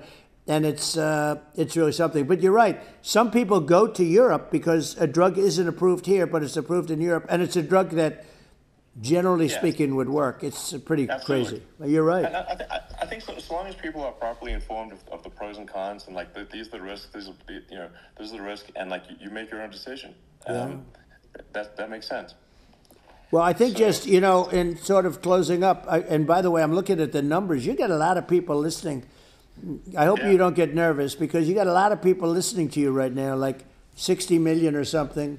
What is that number? It's crazy. It's amazing how you can see that right away. How many? What is the number? Wow.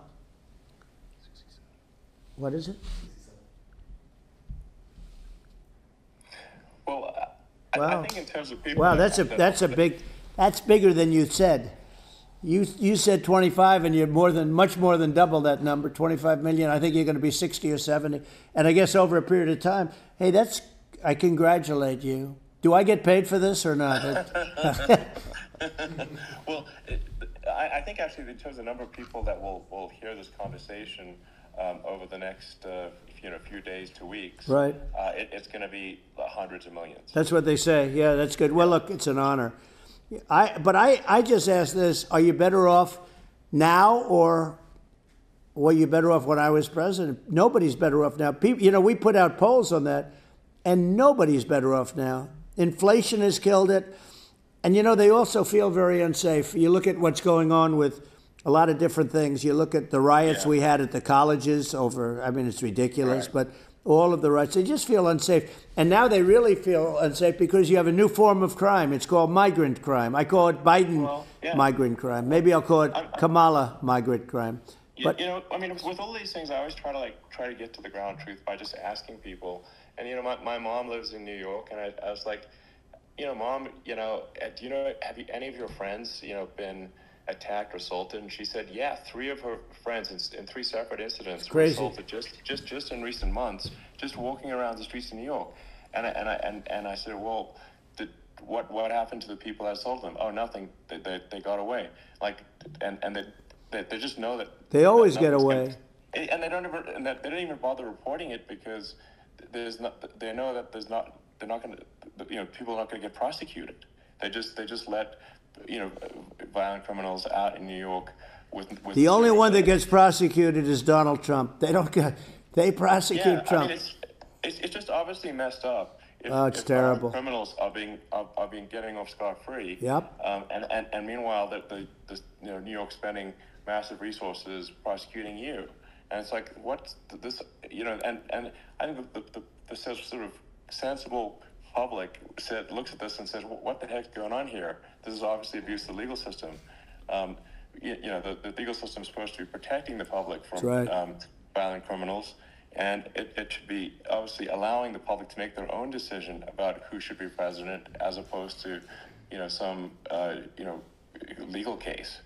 Once they start this precedent, because this can go on with the next one. I mean, this is a very bad precedent what they're doing in terms of going after their political opponent, and that's all it is. It's going after their political opponent. Yeah. And then you get a judge who's a strong Democrat, and I'm being nice when I say that. In many cases, crooked as hell. But you get a judge, and you go into an area where a Republican gets 3 or 4% of the vote, and you'll have a jury pool with people that hate Republicans or hate. It could also be the other way, though, because it could start the other way in areas where they hate Democrats, and you get into a Pandora's box. It's a very dangerous thing for this country, and a very dangerous thing even for the state. New York City is losing. New York City and state lose a lot of business over what they did to me, because these people say, we don't want that to happen to us. It's no justice system. You have an unfair system of justice, and it's costing New York State a tremendous amount of money. People are leaving and companies are leaving, and they won't come back. So, all of that stuff is important. But the economy now is the big thing, and we can turn that economy up so fast, and people are going to be back again. We're going to get rid of inflation. A lot of opportunity, absolutely. Right, absolutely. And I want to congratulate you. You've done an amazing job. You have definitely got a fertile mind. We can talk. You and I can talk about rockets and thank you. Well, tunnels. We can talk about tunnels and rockets and electric cars. So many things. And now you're into the AI, and that's going to be another beauty, I'll say. So it's an amazing thing you've done, Elon. It's an amazing thing, and I congratulate you. I mean, thank you. And I just to say here's to an exciting, inspiring future that people can look forward to and be optimistic and excited about what happens next. And that's the kind of future that I think you will bring as president, and that's why I endorse you. Well, I appreciate that. That endorsement meant a lot to me. Not all endorsements mean that much, to be honest. Your endorsement meant a lot. And, we have a phrase, make America great again. It's pretty simple, but it really says that we want to make America great again, and we can do it. we can do it now, but if we were going to suffer another 4 years like we've suffered for the last 4 years, I'm not sure the country can ever come back. That's how bad it is. It's so bad. We have to do a lot of things. Real risk. Yeah, it's a big risk. Yeah. And it's, I'd just like to note to people listening, like, I've not been very political before, and if you look at my record, I've actually been, I'm not like, sometimes they try to paint me as like a far right guy, which is absurd because I'm like making electric vehicles and solar and batteries, helping with the environment, and I actually I supported Obama. I stood in line for 6 hours to shake Obama's hand when he was running for president, and so it's not like I'm like some sort of dyed-in-the-wool long-term Republican. I call myself, historically a moderate Democrat, but now I feel like we're really at a critical juncture for the country, I think a lot of people thought, the Biden administration would be a moderate administration, but it's not, and obviously we were just going to see an even further left administration with Kamala. That's my honest opinion. I mean, her dad is literally. She was brought up as an actual. Her dad is a Marxist economist. You can Google it. I mean, it's not we're not making this up. That's how she was brought up. So, we want to have a future that is prosperous, and I think we're just at this critical juncture, and I think this is a case of the America is kind of at a fork in the road, and it's true. And I think it will take the path, like you are the path to prosperity, and I think Kamala is the opposite.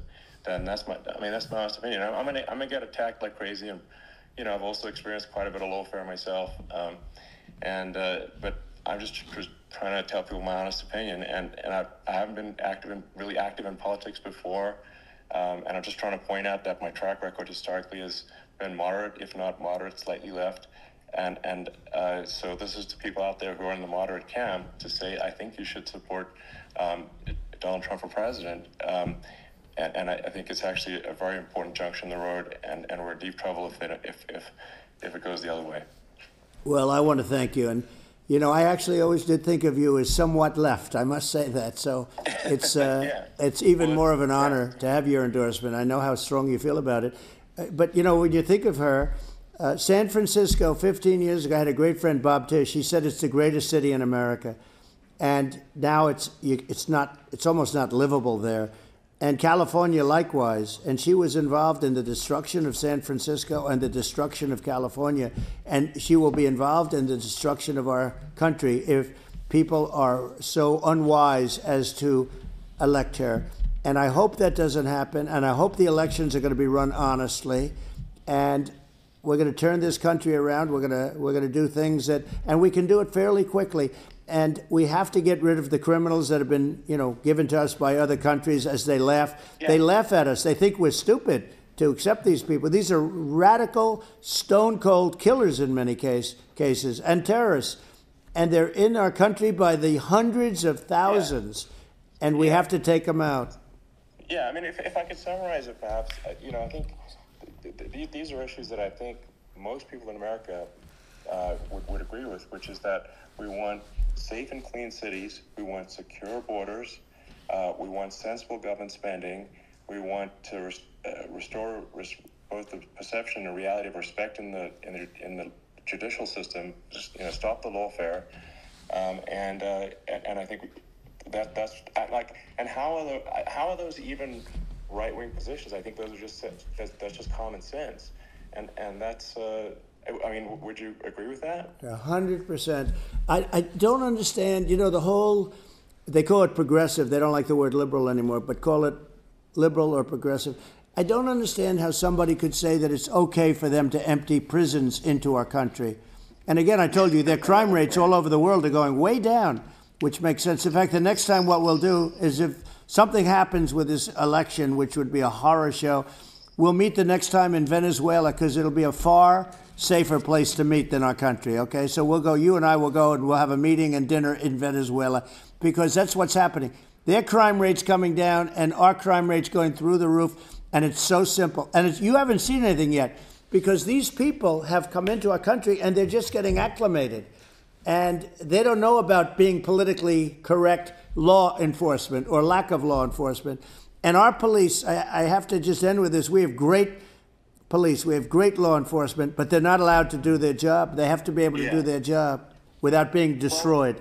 Well, absolutely, and it's obviously demoralizing if you're a police officer risking your life to arrest violent criminals who could kill you and do kill you sometimes, and then you arrest the violent criminal, and then the DA doesn't prosecute and they just let the guy out. Well, then why should a police officer risk their life to arrest a violent felon? Well, even worse, Elon. Even worse, they prosecute the police officer. They go after it and they prosecute the police officer, and they take away his pension, they take away his job, he loses his family, he loses his house. Well, I thought it was very telling, like incredibly telling, that when there was that case where sort of a gang of thugs beat up police officers. I think it was in Times Square, in New York, and then nothing happened to those guys. They were let out, zero bail, and I think a bunch of them were given free tickets to California. Well, what is that is a gross indignity against the United States, and that's how. This is insane. Like, have we lost all pride? How can such a thing be allowed to occur? I've never seen anything. We've seen where they get shot. It's a very dangerous profession, but something they're very proud of, and they want to be able to do their job. But I've seen them get shot. I've seen a lot of things. But I've never seen where these guys are standing in the middle of a big street, everybody watching them, and they're literally boxing, like punching, stand-up fighting a police officer. There were two of them. Yeah. And you had about 6 of these guys, and they're punching the hell out of them.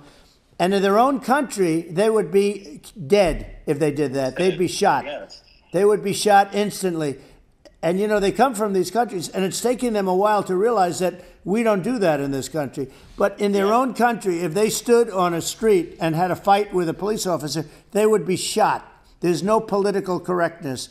And it's such a sad thing to see. And that's the reason you have crime, by the way, because we don't do anything about it. Yeah, we just cannot have a situation where our police officers are beaten up on camera by a gang of illegal immigrants, and then nothing happens to the guys that beat up the cops. And they're let out. This is unacceptable. Well, we're going to change it, and we're going to get them out of the country. When I first got involved, they said you couldn't get them back to these countries. You couldn't take them back. In the case of Guatemala, Honduras, El Salvador, some others, you couldn't get them back. And I said, really? Oh, you can't get them back? Because under Obama, he couldn't get them back. They'd fly them in, and they'd put planes on the runways in these countries so you couldn't land the plane. They'd bring them back. And the generals told me, sir, we can't bring them back. The countries won't accept MS-13 gang members. They won't accept them. And I said, really, how much do we pay these various countries in terms of economic aid, which is also somewhat ridiculous? And the answer was $750 million. I said, good. Tell them they're in default. They're delinquent. We're not paying them anymore because they won't accept it. And you know what happened? They all called me, every one of them. They said, we would be honored to take them back, sir. We would be honored. It was so easy. But it's one of those things. And we got them back. We took in so many. MS-13 is probably the worst gangs in the world. They're the most vicious, violent. We took them out of here by the thousands and got them out of here. And their countries took them back. And because I said, you're not getting any more economic aid, and once I said that, they were nice. They wouldn't take them back for Obama. They wouldn't take them back for anybody. And now we have a problem because we have this guy, and they don't take him back anymore with Biden because they don't respect him. Yeah. It's just gotta be done. We just can't have whether they're citizens or not citizens. We can't have. Because they won't prosecute citizens either, not just illegals. So,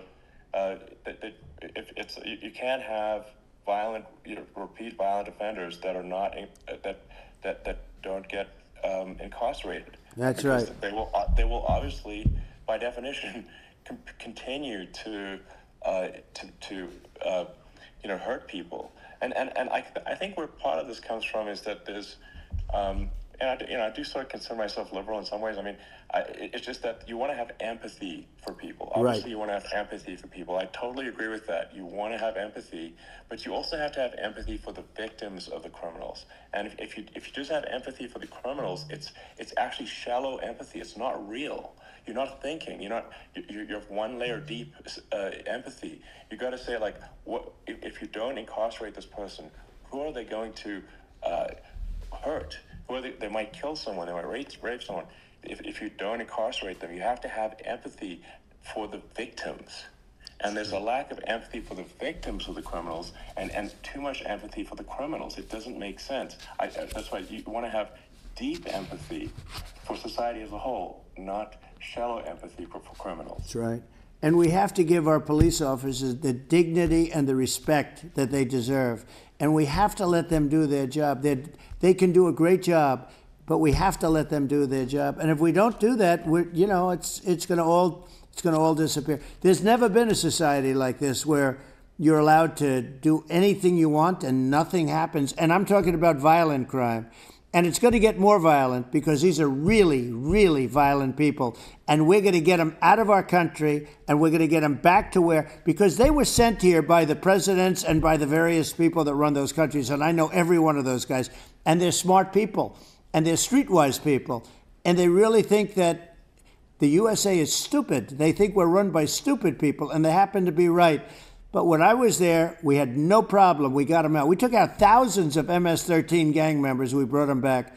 And now, again, it's the same old story. We don't do it. And they actually gave them a big increase in aid. They raise it up to billions of dollars, and they get nothing for it. So,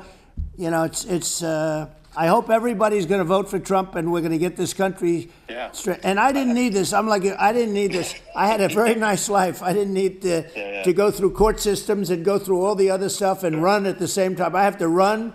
I have to go through fake trials with, in some cases, corrupt judges, totally corrupt judges. I didn't need it. I had a nice life. I have great locations. I have beautiful oceans that I have places. But I felt it was important. And if I had to do it over again, you probably think I'm crazy for doing it, actually. But if I had to do it over again, I would have done it over again, because this is so much more important than me or my life. We're going to save this country. This country is going down. And these people are bad people that we're running against, and they're liars. They make statements. They do things that are so bad. They say they're going to make a strong border. They say they've been great on the border, and they've been the worst in history. Yeah, they say they're going to stop crime. The facts speak for themselves. It's so incredible. Like, it's got to the point where people just don't even bother reporting crime in a lot of cities because that's they right. think it's going to happen. That's what I hear anecdotally from people all the time. So, it's just, my values, I'm just saying to people out there, like the things I think are important for the future is, like, we've got to have safe cities, we've got to have secure borders, we've got to have sensible spending, and we've got to have deregulation, and right. So we can have a prosperous future. And then we want to have some exciting, sort of moonshot projects that people can get fired up about. And, that's the future I'm looking for. And, I'm pro-environment, but I'm not against, I'm not like, I don't think we should vilify the oil and gas industry because they're keeping civilization going right now. And but I do think we want to move, at a reasonable speed towards a sustainable energy economy. Those are my values, and I think, and so I mean that's why I'm supporting you for president. So. Well, I appreciate it. We're going to give incentive to companies to come into our country, not to leave our country. We're going to be giving tremendous incentives. We want companies to build here, not to build in other locations, and we want to create jobs.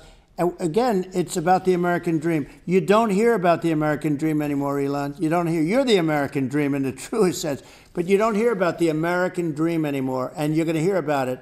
People, they need that incentive to go out and do it. And they're going to love their lives. I mean, they're going to look forward to getting up in the morning and going to a job that they love, not a job that they can't stand, or not any job at all where they have no money, where they literally have no money, and then they end up with violence and lots of other problems. No, we're going to do some great things. And I learned a lot in the first. We had a great economy and all of that. We rebuilt the military. We did so much. But I also learned the best people. I learned the good people, the smart people, the dumb people, the people that can do things. The people, you learn. When I first came in, I tell people I was in Washington, D.C. only 17 times, according to the fake news media. I was in 17 times. I never stayed over. And you don't know people. You rely on other people to give you names, and then you realize the people you relied on weren't so good. Now, we had great people, but we also had some where I wouldn't have, used them had I known. Yeah. Now I know everybody.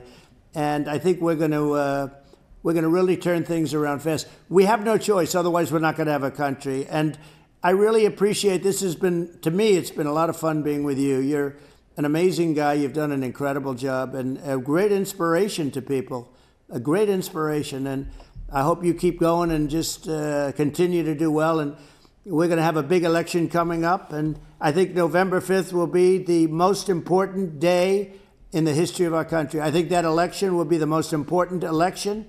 And I think it'll end up being maybe the most important day in the history of our country. Because if we don't win, I just feel so sorry for everybody. No, I think we're at a fork in the road of destiny of civilization, and I think we need to take the right path, and I think you're the right path. So I think that's what it comes down to. Thank you very much, Elon. It's a great honor, and we'll do it again sometime. And it's been really fun, and I hope you got a lot of viewers. I hear you got a lot. But I hope you got I know you got a lot of them. So I appreciate it. I'll see you soon. All right, sounds good. Thank you, Elon. Thank you very much. Bye.